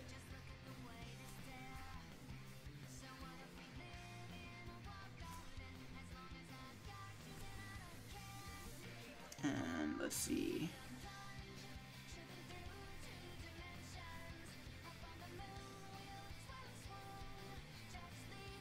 And we don't really want this burgundy. You don't want this burgundy or purple to get lost. So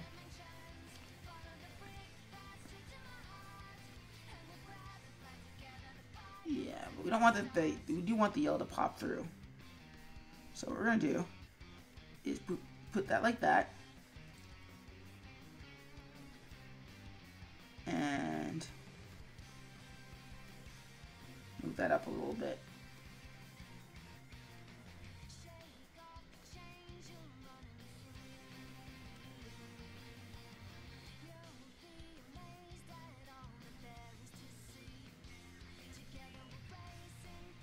Let's see, check out this blue. Actually, that's a lot better.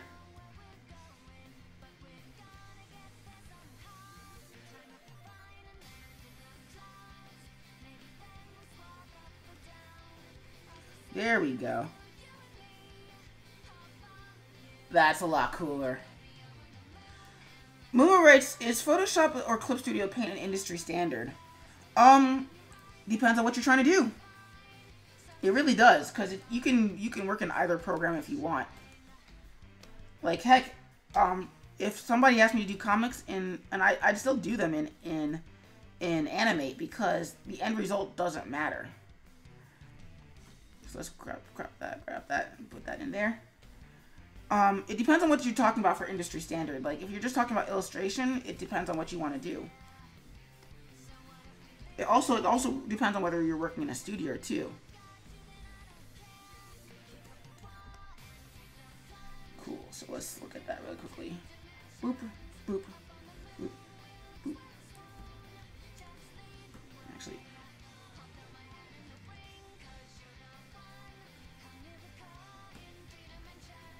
So let's put that there. So you can see we go from rough sketch to ink and color inks to shadows to flats to gradients.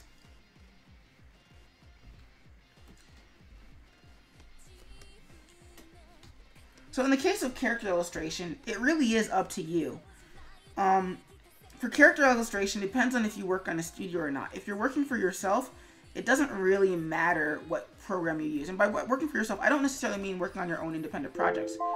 What I do mean is in reference to... Stop recording. What I mean is if you're working as a freelancer, and hold on guys, I'm going to go on a quick break.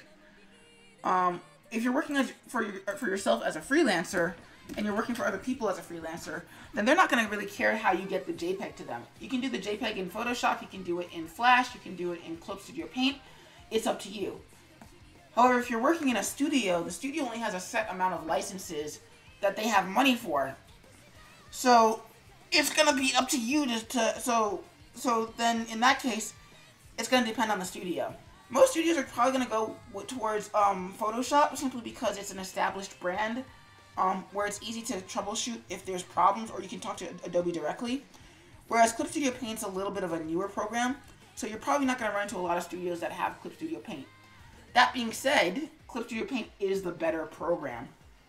And the reason why it's going to matter if you're in a studio is because in the studio setting, they're going to be using whatever they have the license for. So if your director is specifically looking for specifically critiquing your work with the Photoshop file, they're gonna want you to have Photoshop so they know what you're talking about, or vice versa. But really, it depends on you. So streaming artist camera, hit recording, reset the clock, and play, and there we go. So let's come back out to our main canvas.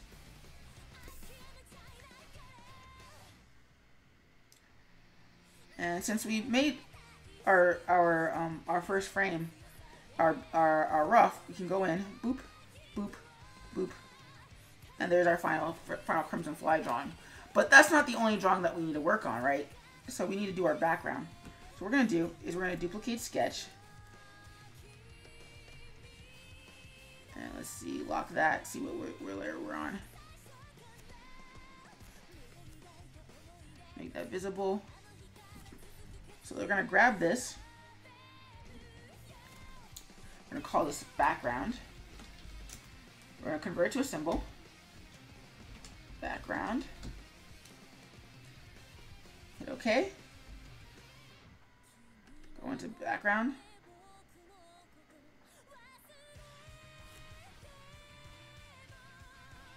instance of, oops, cancel. Let's swap that out for rough. And change that the brightness towards 65. And we're gonna call this rough.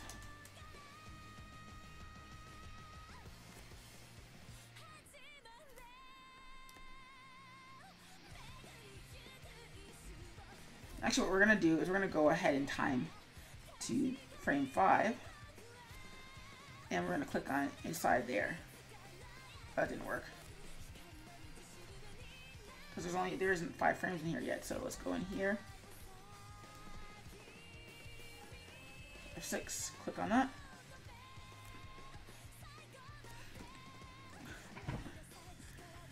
So, what we're gonna do is we're gonna turn down the smoothing on our brush drawing.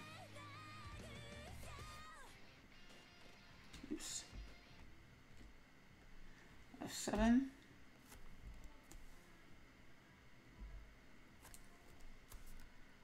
On this layer, unlock it. We want this in black.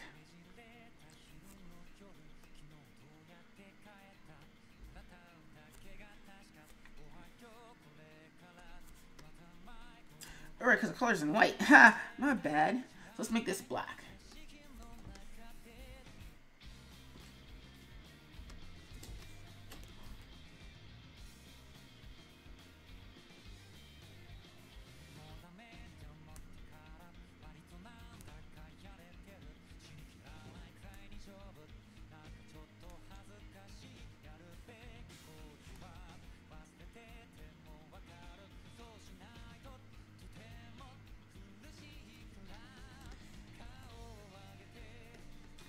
We're gonna go in.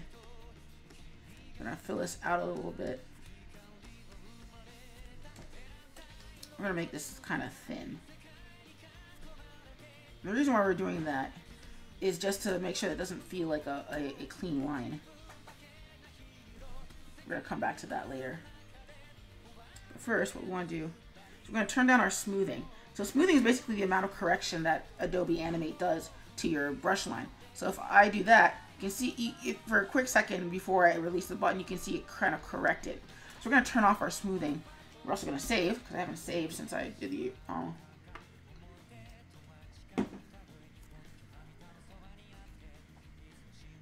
We're going to turn our smoothing down all the way to 0.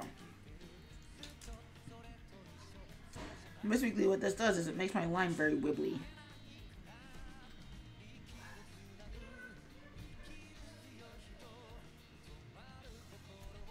We want my line to be kind of wibbly.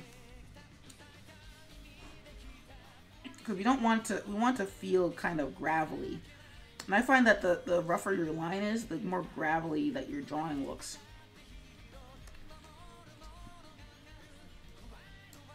So let me erase this really quickly because I kind of have to go back and do some correction.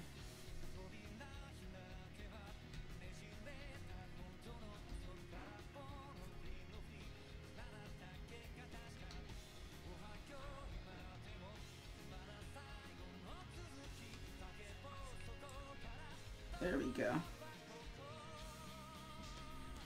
Now we can go in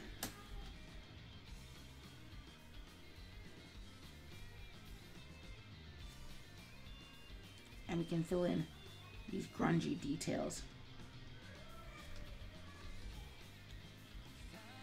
Now I'm not going to fill in every detail as if the Crimson Fly was not there, because it's not necessary. I mean, I might just be compulsive enough to do so, but that's not the point. The point is, you just want just enough detail that at a glance, or even a close study, you're not really, you know that the Crimson Fly is in this environment. It's part of the reason why we put the fly in, it's part of the reason why we put the shadows on the fly, so that way it looks like the character is in a space.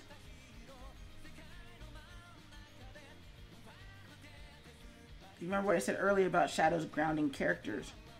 So that's kind of what we're doing here. I might have to take this into Adobe Flash, because Flash has a tool that Animate doesn't have anymore that I really miss. kind of want to grit this up just a little bit.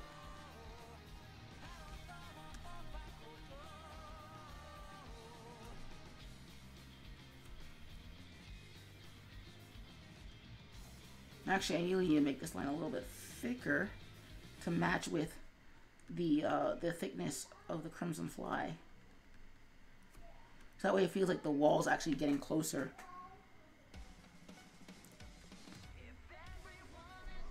Rather that we're getting closer as it gets larger and larger.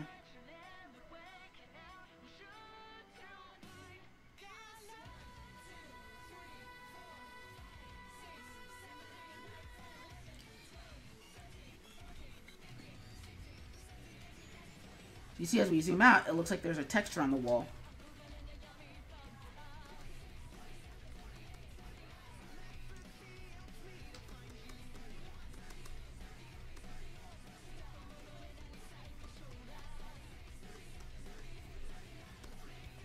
And erase that, erase that.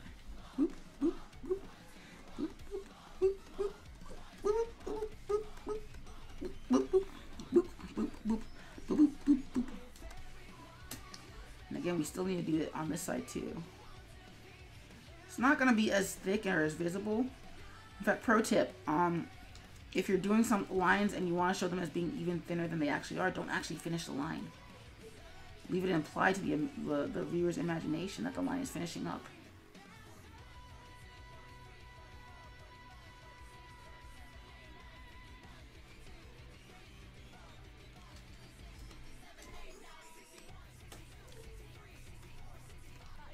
And again, we don't really need to draw in the Crimson Fly's shadow here. So what we're going to do is we're going to save. We're going to do something fascinating.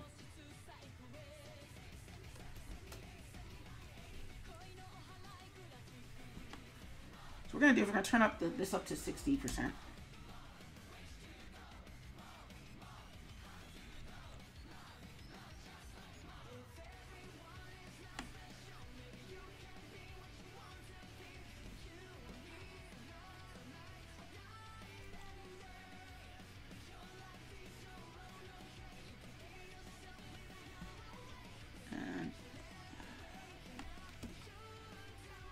Save real quick.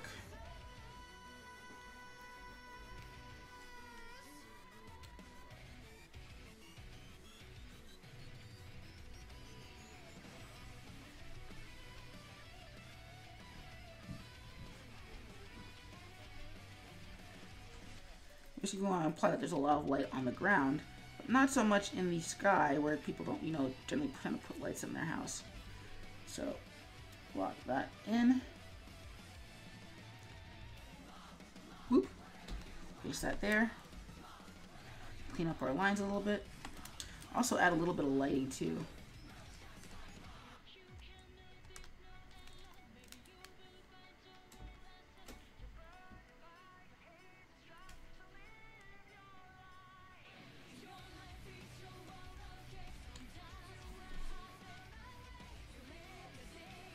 Follow the Kaiser writes, "What's up, Skip?" Hey Kaiser, welcome to the Skip stream. How are you doing tonight? Currently working on my Friday video. I'm currently trying to fill in. I'm working on a print.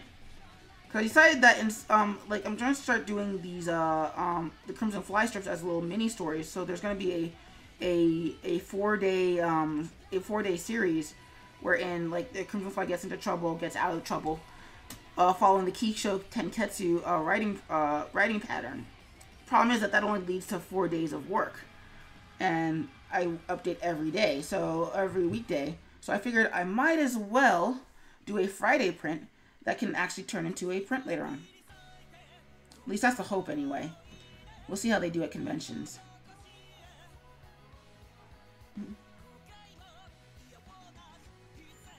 Kaiser writes, "I'm eating dinner and thinking about streaming." Yes. Yes, stream all the things. So I think that like what I like about your streams is that they're super educational in their own way, especially when you talk about the industry and you talk about conventions. So yeah, that'd be really cool to see.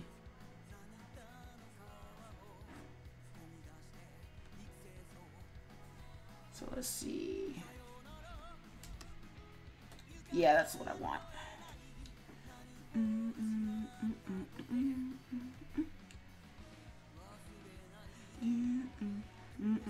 So if you're gonna be streaming tonight, Kaiser, what are you gonna be working on? Cause that'd be cool to hype up.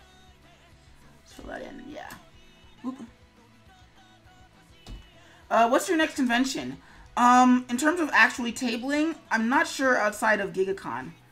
Mostly because I'm trying to reformat my strategy for selling the CrimFly and also selling SkipperWing as a brand.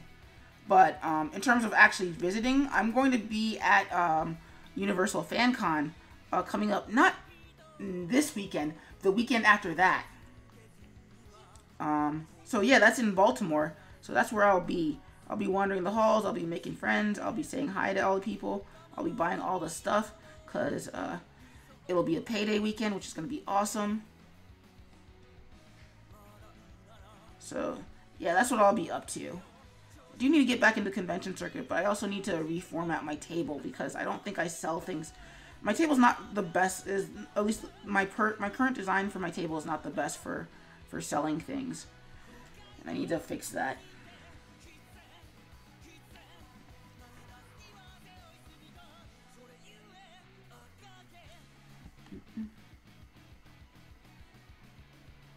Kaiser writes, I have no idea what I'll be doing on stream tonight.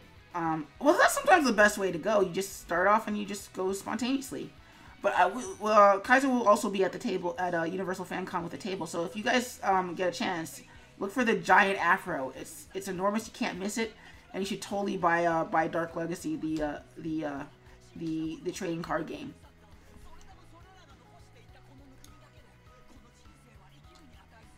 Also, there should be a ton of really awesome prints too, so you guys should totally check that out as well.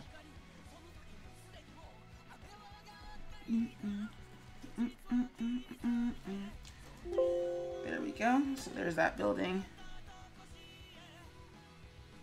If anyone asks, I'm totally not flipping my perspective.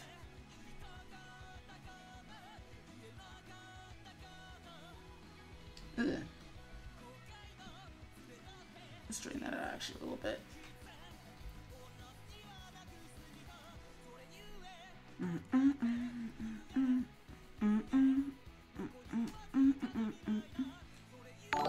Whoa! Adri does things, host you with one viewer. Hey Adri, thank you for the host. Much appreciated. Also, welcome to Skip Stream. How are you doing tonight? Currently working on the animations. Oh, what? If you ask, you need to get tickets. Use the code. Follow the Kaiser to get 10% off the ticket price. Ah, sweet. I will definitely be doing that. Adri writes, hey, Adri, how are you doing tonight? Oh, okay. I know what I did wrong. Flub this line here, so we're gonna go back out here. I'm gonna delete that.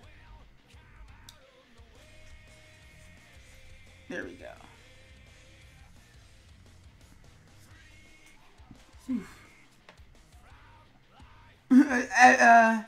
Oh, he just raided me? Oh, wow. Well, thank you for the raid. Because it says I got the host. Because you know how, like, Twitch now can differentiate between hosts and raids? Cat, stop doing that. My cat's trying to eat some plastic off my library. And I'm like, don't do that, cat. You're going to end up throwing up plastic. And I need the house to look nice when my mom comes in. Because my mom's coming in tomorrow. And I'm hopefully going to take her out to go see Infinity War next weekend. Kaiser writes, I'm not sure how to do the raid. So what you do is you just like how with the host command, you do /host and then you put in the name of the streamer that you want to host. For the raid command, it's /raid and then the name of the streamer. And then it kind of ticks down to the raid, which is pretty cool. Although the thing I've learned after raiding people is that you have to remember in your broadcaster to turn off your stream, because I've done that before where I'll turn off my stream, I'll raid somebody, and then forget to turn off my stream, and then I'll be talking for like several hours straight, and I can't use the stream anymore because I'm not really, even if I'm not saying anything that might get me in trouble, I still don't want it to be my personal thoughts to be on YouTube or on Twitch. So it ends up being a wasted backlog, which kind of sucks. So yeah, you also if I had any advice on raiding, just make sure that you turn off your stream after you do your raid.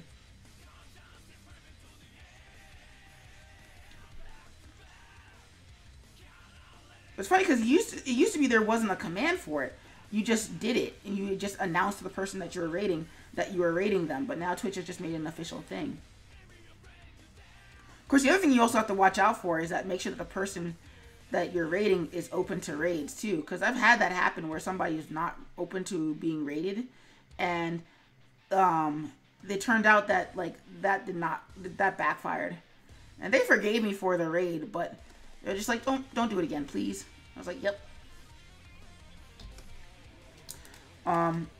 The other thing to do is also make sure that if you're open to raids, make sure that Nightbot knows that, because what Nightbot will do is if somebody puts a raid command in and they spam their raid command, then what Nightbot thinks is, oh no, you're being spammed, and then you'll accidentally shut down the raid. Adri writes, I just finished my collab for the Showdown boss collab. Cool. Well, if you could put that in the Discord, that'd be really great. I'd love to check it out, Adri. Kaiser writes, why would you not want to have new people in your stream? Well, it's not so much that they didn't want new people in their stream, so much as they didn't want the attention that the raid brought. Like, because usually what happens is, like, you're in the middle of chatting, and if you're not really interested in people spamming your chat, because that's usually what it comes off as if you're not careful, if you don't know that you're being raided or how raids work, it becomes a thing of like, oh my god, who is spamming my chat? Who do I need to ban for spamming my chat?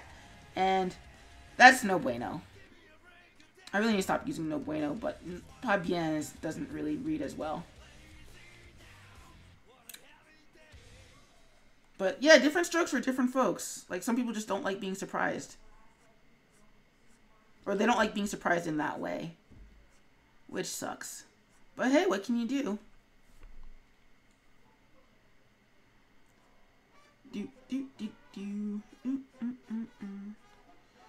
And I'm flubbing my backgrounds again. But that's okay, because the focus is going to be on the Crimson Fly. So let's put that there. Loop. And we're probably going to do a little bit of erasing too, because I'm not liking the perspective on this one building. There we go. Also not liking the perspective on this building either.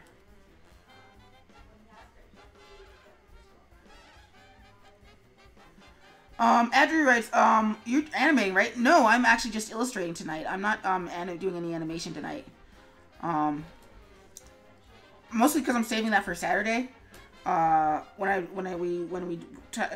started dubbing that hashtag Sonic Saturday for animation. So that way I can just get back into doing that on that day. But for this, this needs to go up on Friday on my YouTube channel as a speed paint video. So I really need to get this done tonight. Otherwise I'm going to be stressing out about it tomorrow night, and I don't really want to be stressing out tomorrow night. I don't have any day job work on Friday, but I still want to stay ahead of my buffer. And so this helps me do that. So yeah, because you do want to, when you're making a comic, you do want to have a buffer against emergencies and what have you. But my buffer was pretty much obliterated when I switched to video, and so I've just kind of been playing catch up on getting my buffer rebuffered. So yeah. Like, I'm lucky that I'm small enough that when I'm late or if I'm missing, most people don't, like, nobody really notices because I don't really have that big of a following. But you still wanna set good habits. If you set good oh, Flash, what are you doing? Whew, okay, cool. It's not dead. That would have sucked. But you want to start, if you're doing a comic or you're doing any sort of series, you want to keep a schedule. You want to have good habits. What is going on? I'm using the wrong tool. I think I'm using the wrong tool. Am I not using the right tool?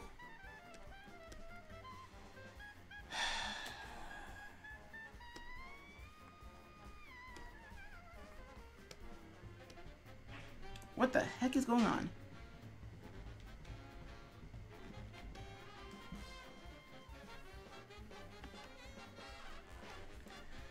Okay, so animate's being funky, and this is kind of frustrating.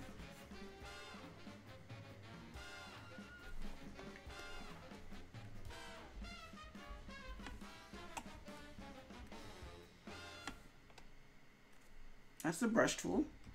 Alright, so I'm going to have to restart animate really quickly. So let me close out animate, save, reopen, and redo it. So what you're looking at right now at the bottom screen in Photoshop was my my sketch of this print.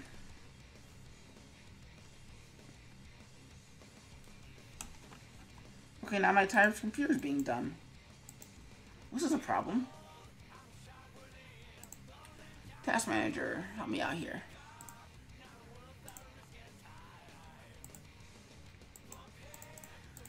So this was the sketch that we initially did, and hopefully animate's gonna restart at some point. Okay, cool, it is restarting. That was kind of awkward. So this is a sketch that we did earlier in the stream. We started off with a very, very rough version.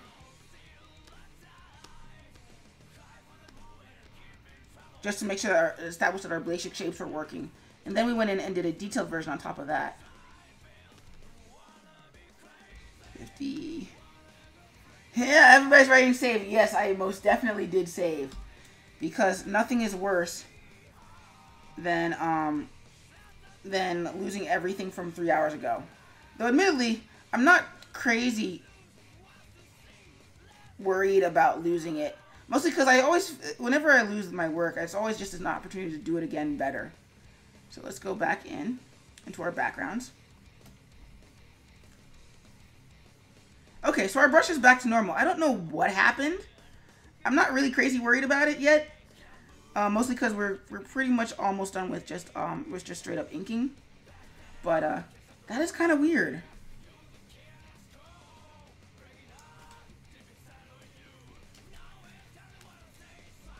But yes, always save maybe every 5 minutes or so. And if you're working in 3D or if you're working on a group project, you should probably iterate and save too, which is what I should have done. I didn't. All right, let's break that apart.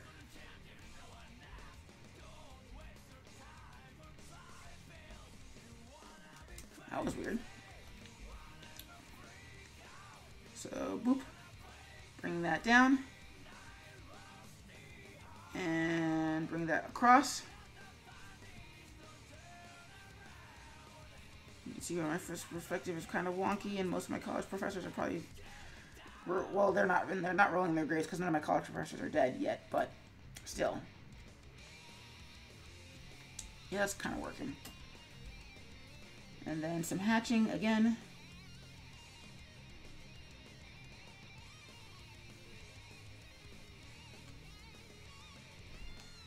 And boop, boop, boop, boop, boop, boop, boop, boop, boop, boop.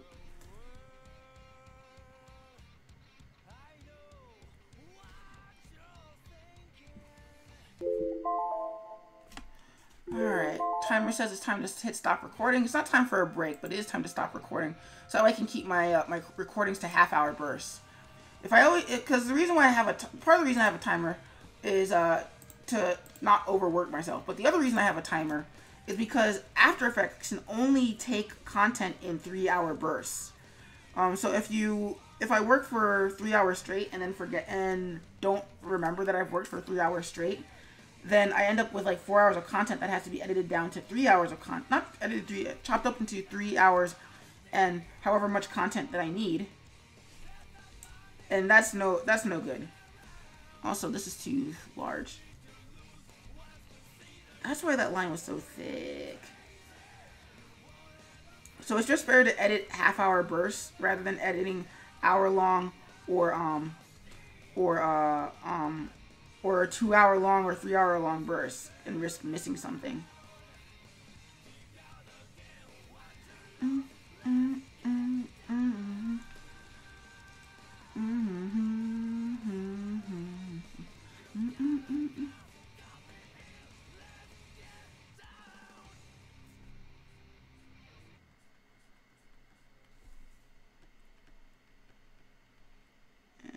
Chat. I just want to figure out what the song is, because I'm just now thinking about it. There's a song that always gets my audio muted whenever I go back and visit the stream on Twitch. And I gotta figure out what it is, because then I can either cut it out of the playlist or just kind of live with it. But that would require playing the songs in like bursts of 3 or 5, and that's not really something I'm into either. And no, Adobe, whatever you're doing with your Windows 10 updates, you need to stop doing that.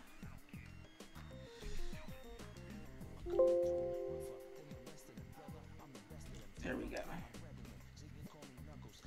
So now, what we're going to do is go in behind this and hit F6, and we're going to fill in a flat. So lock that layer. We're going to make a square. We're going to make it 11 by 17. Unlock that layer. Make that 11. Height 17. Boop. Align that to the top right. And there we go. So now if we go behind our, actually let's go in here really quickly because we don't want this to,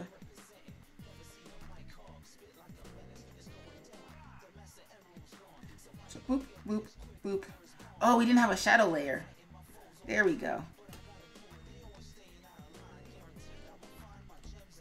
So now we have our inks layer. And now we have our outline layer. So what we want to do is now we want to fill in our colors a little bit. Oof.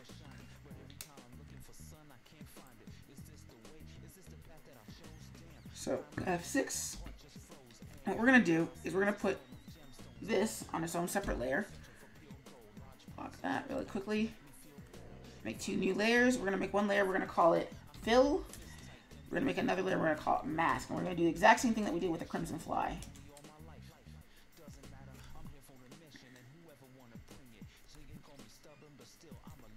And let's see. We're going to call this layer Inks. Call this one Inks too, for that matter. And we're going to drag this layer down here. Make it a mask. And now we're going to fill in a linear gradient, because I'm a sucker for gradients. F6, oops, not F5, F6 to create a new frame. Actually, what we're going to do is we're going to grab our fill layer, put that there, and boop. Yeah, that's going to look kind of wonky. So what we're going to do is we're going to go in here. I'm going to change the color to this particular linear gradient. You don't want to go to linear gradient because it's going to pick the last gradient that I use, which is a giant mess. Let's make that outline like that. So we still need this to be kind of dark. So let's make this, let's do some cool colors. Dark cool colors. That's a little too dark. We don't want it to be straight up black. Let's do, because we still want this to be kind of dark.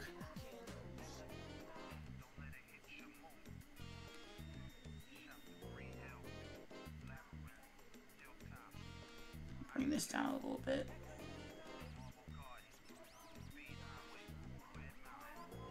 And actually, let's see what that looks like. Yeah, I'm feeling that. No, I'm not feeling that. We need the blue at top.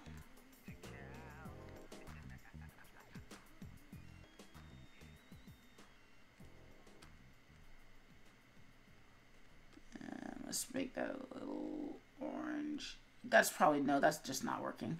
So let's lock that really quickly, see what that looks like. Kind of gives me what I want. Let's turn off our sketch so that I can see this properly. So I'm feeling the blue. I'm not feeling quite the dark. I'm feeling this dark blue. I'm not feeling this. I'm feeling the burgundy, but I'm not feeling this light blue. So let's go back in here quickly.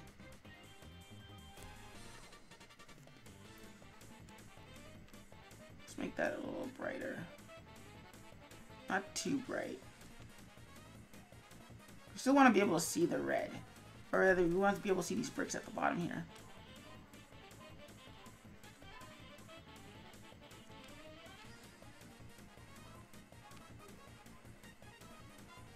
Putting that there. And let's... Yeah, it's gonna look kind of weird, but I think it'll be fine. It's fine.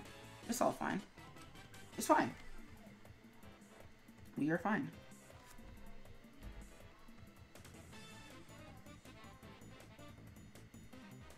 Yeah, I'm digging that, for the most part.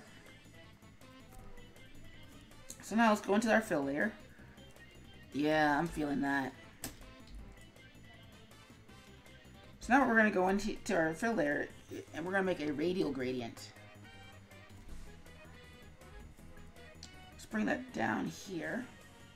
That's where the focus of most of our light's going to be. Let's bring that out just a little bit. So we're going to start with... We're actually going to start with white for once. I don't like to start with white, but it is working. Let's bring this to red. But we kind of need this to go to blue too. Ow, my eyes, the neon.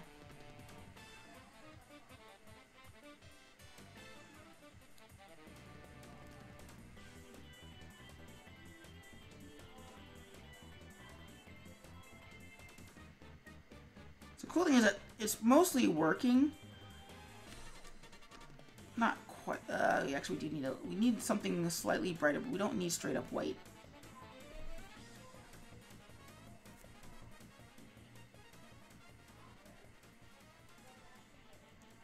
So that means that we have to go into our line gradient and we need to adjust this, I think. Yes. I think we do need to adjust this.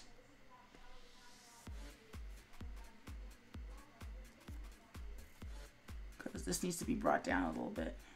Ugh. Not that like that, though.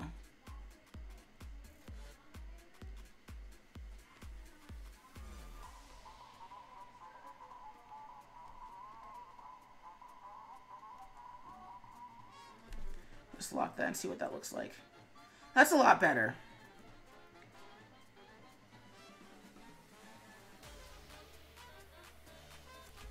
Let's come back out and see what that looks like. I'm both feeling it and I'm also not feeling it. Mostly because we don't have enough of a shadow here. Might come back in and do a little bit of adjustment. So let's go back into our background because we do want to desaturate so the Crimson Fly stands out just a little bit more.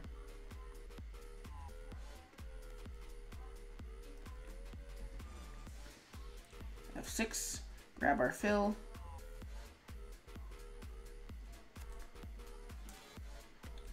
We're gonna make this actually linear gradient. We're gonna start with that. Dark blue. What we're going to do is we're going to bring this down to 25 and also bring this down to 25 too.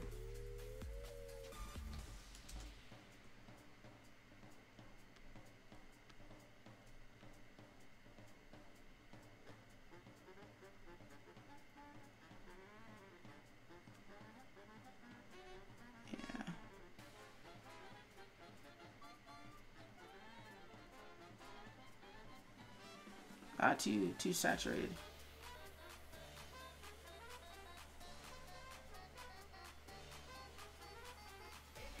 Too bright though.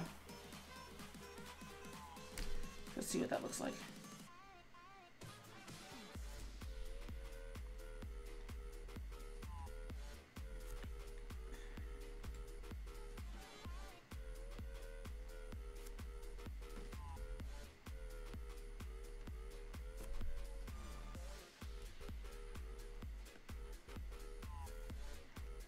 Six.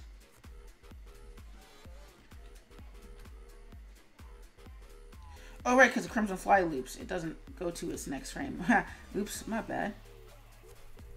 So let's F5 that. So now CrimFly pops a little bit.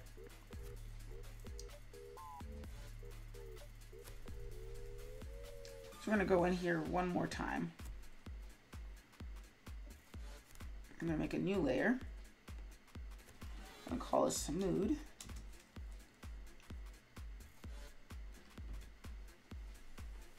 Actually, we're going to call this mood instead. Boop. Make that a mask. Mask. Fill.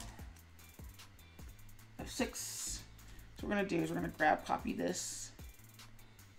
Copy this, copy that, paste that there. Actually, wait, let's grab that fill first. Copy our fill, copy that, drop that in the mask layer, paste. Then we're going to grab our mask, copy that, paste it on the same layer. We're going to lock everything again.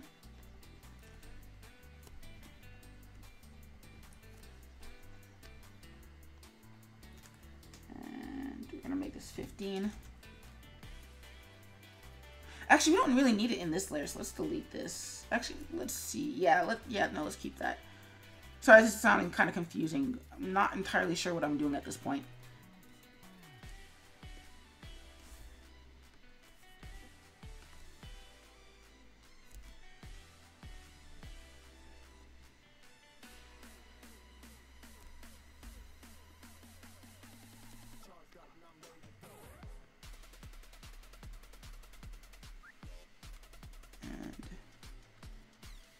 Darker.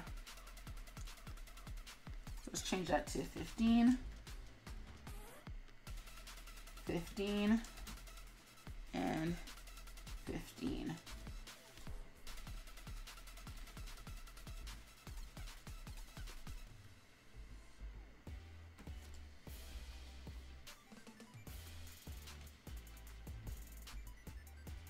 And then one last touch on top of this. Call it mood. And before we touch it, we're gonna grab both of these and we're gonna make, instead of saying loop, we're gonna play once. So we want to add one more frame on top of these. F6. F6. We're gonna grab our mask. We're gonna duplicate it.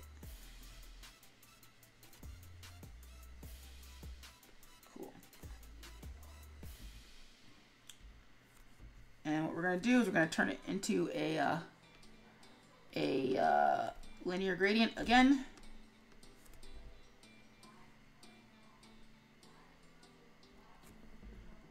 In terms of color, we're going to start with a dark blue. Actually, we're not going to start with dark blue. We're going to start with purple.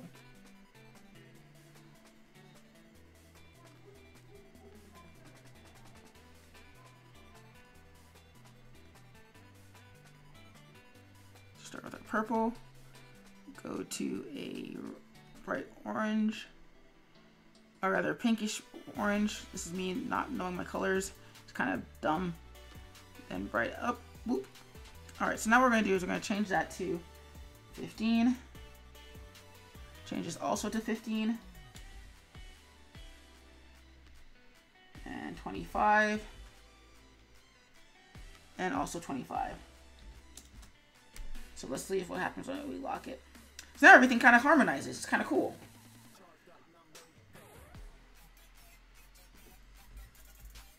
I think what we're going to do is we're going to do one more thing. F5, F6. We're going to blow up the CrimFly just a little bit so that they take up more of the space. Yeah, there we go. That actually looks a lot better. Let's see. Yeah, that looks a lot better. And that's it. Woo! Cool beans. So let's see this really quick, our progression. So let's set our frame rate to 1 frame per second.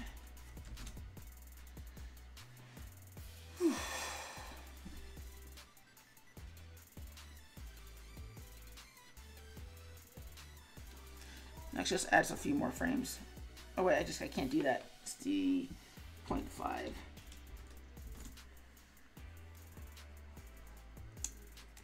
So yeah, that's it, guys. Let me hit stop recording too, because we did our recording. Hmm.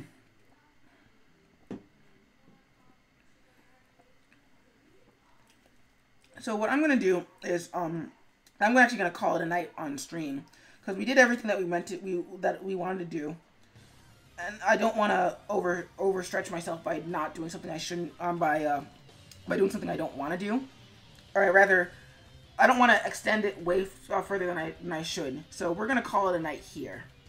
So let's see who is available for art right now. Dandy's available for art, so we're gonna actually, Whimsy, how far is Dandy into her stream? Because I don't want to. Whoa, happy noises. It's like an advert when I go. Fox McCloud has subscribed. Well, Fox McCloud, thanks for the subscription. So what we're gonna do is we're gonna raid Dandy for her stream. So let me actually put on the end screen. Oh, she's also done too. Dang it! All right, so we're not gonna raid Dandy then. What we're gonna go raid Drastic instead, because Drastic is currently doing is currently playing WWE 2K18, and he could really use the views. So we're gonna raid him instead. Let me put on the end screen though, so that we can go to our ending. So all right, everybody, thank you for watching. Much appreciated to everybody who showed up.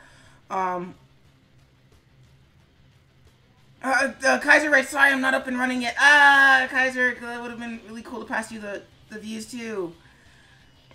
So I would like to thank the DJ Pun Police, aka Whimsikai Arts, for the mods. I'd like to thank Adri Does Things, Best Evar, Electric Skateboard, Follow the Kaiser, Kitty Geek US, Moon the Troller, and Pupcakes Cupcats for watching. The next stream, oh, the wife called, huh? Well, you have to listen to the wife because she's always right. Our next stream will be Friday, April 20th. We're either going to do more artwork or we're going to play some video games because I really do need to get back into doing some more game streams. That's about it for tonight. Please like, comment, subscribe. No, that's not it. But what you saw tonight will actually be available as a speed paint on YouTube at SkipperWing, youtube.com/user/SkipperWing, or if you just search SkipperWing on YouTube, that's me. You can also check out my webcomic at thecrimsonfly.com, where you'll also be able to find the speed paint. It's been fun, but Skip's got a dip, and I'll catch you guys on the flip. See you guys on Drastic Stream.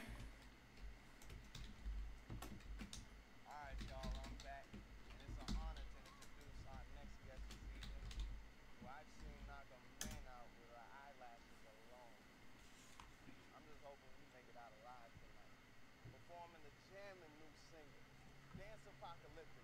It's the Electric Lady.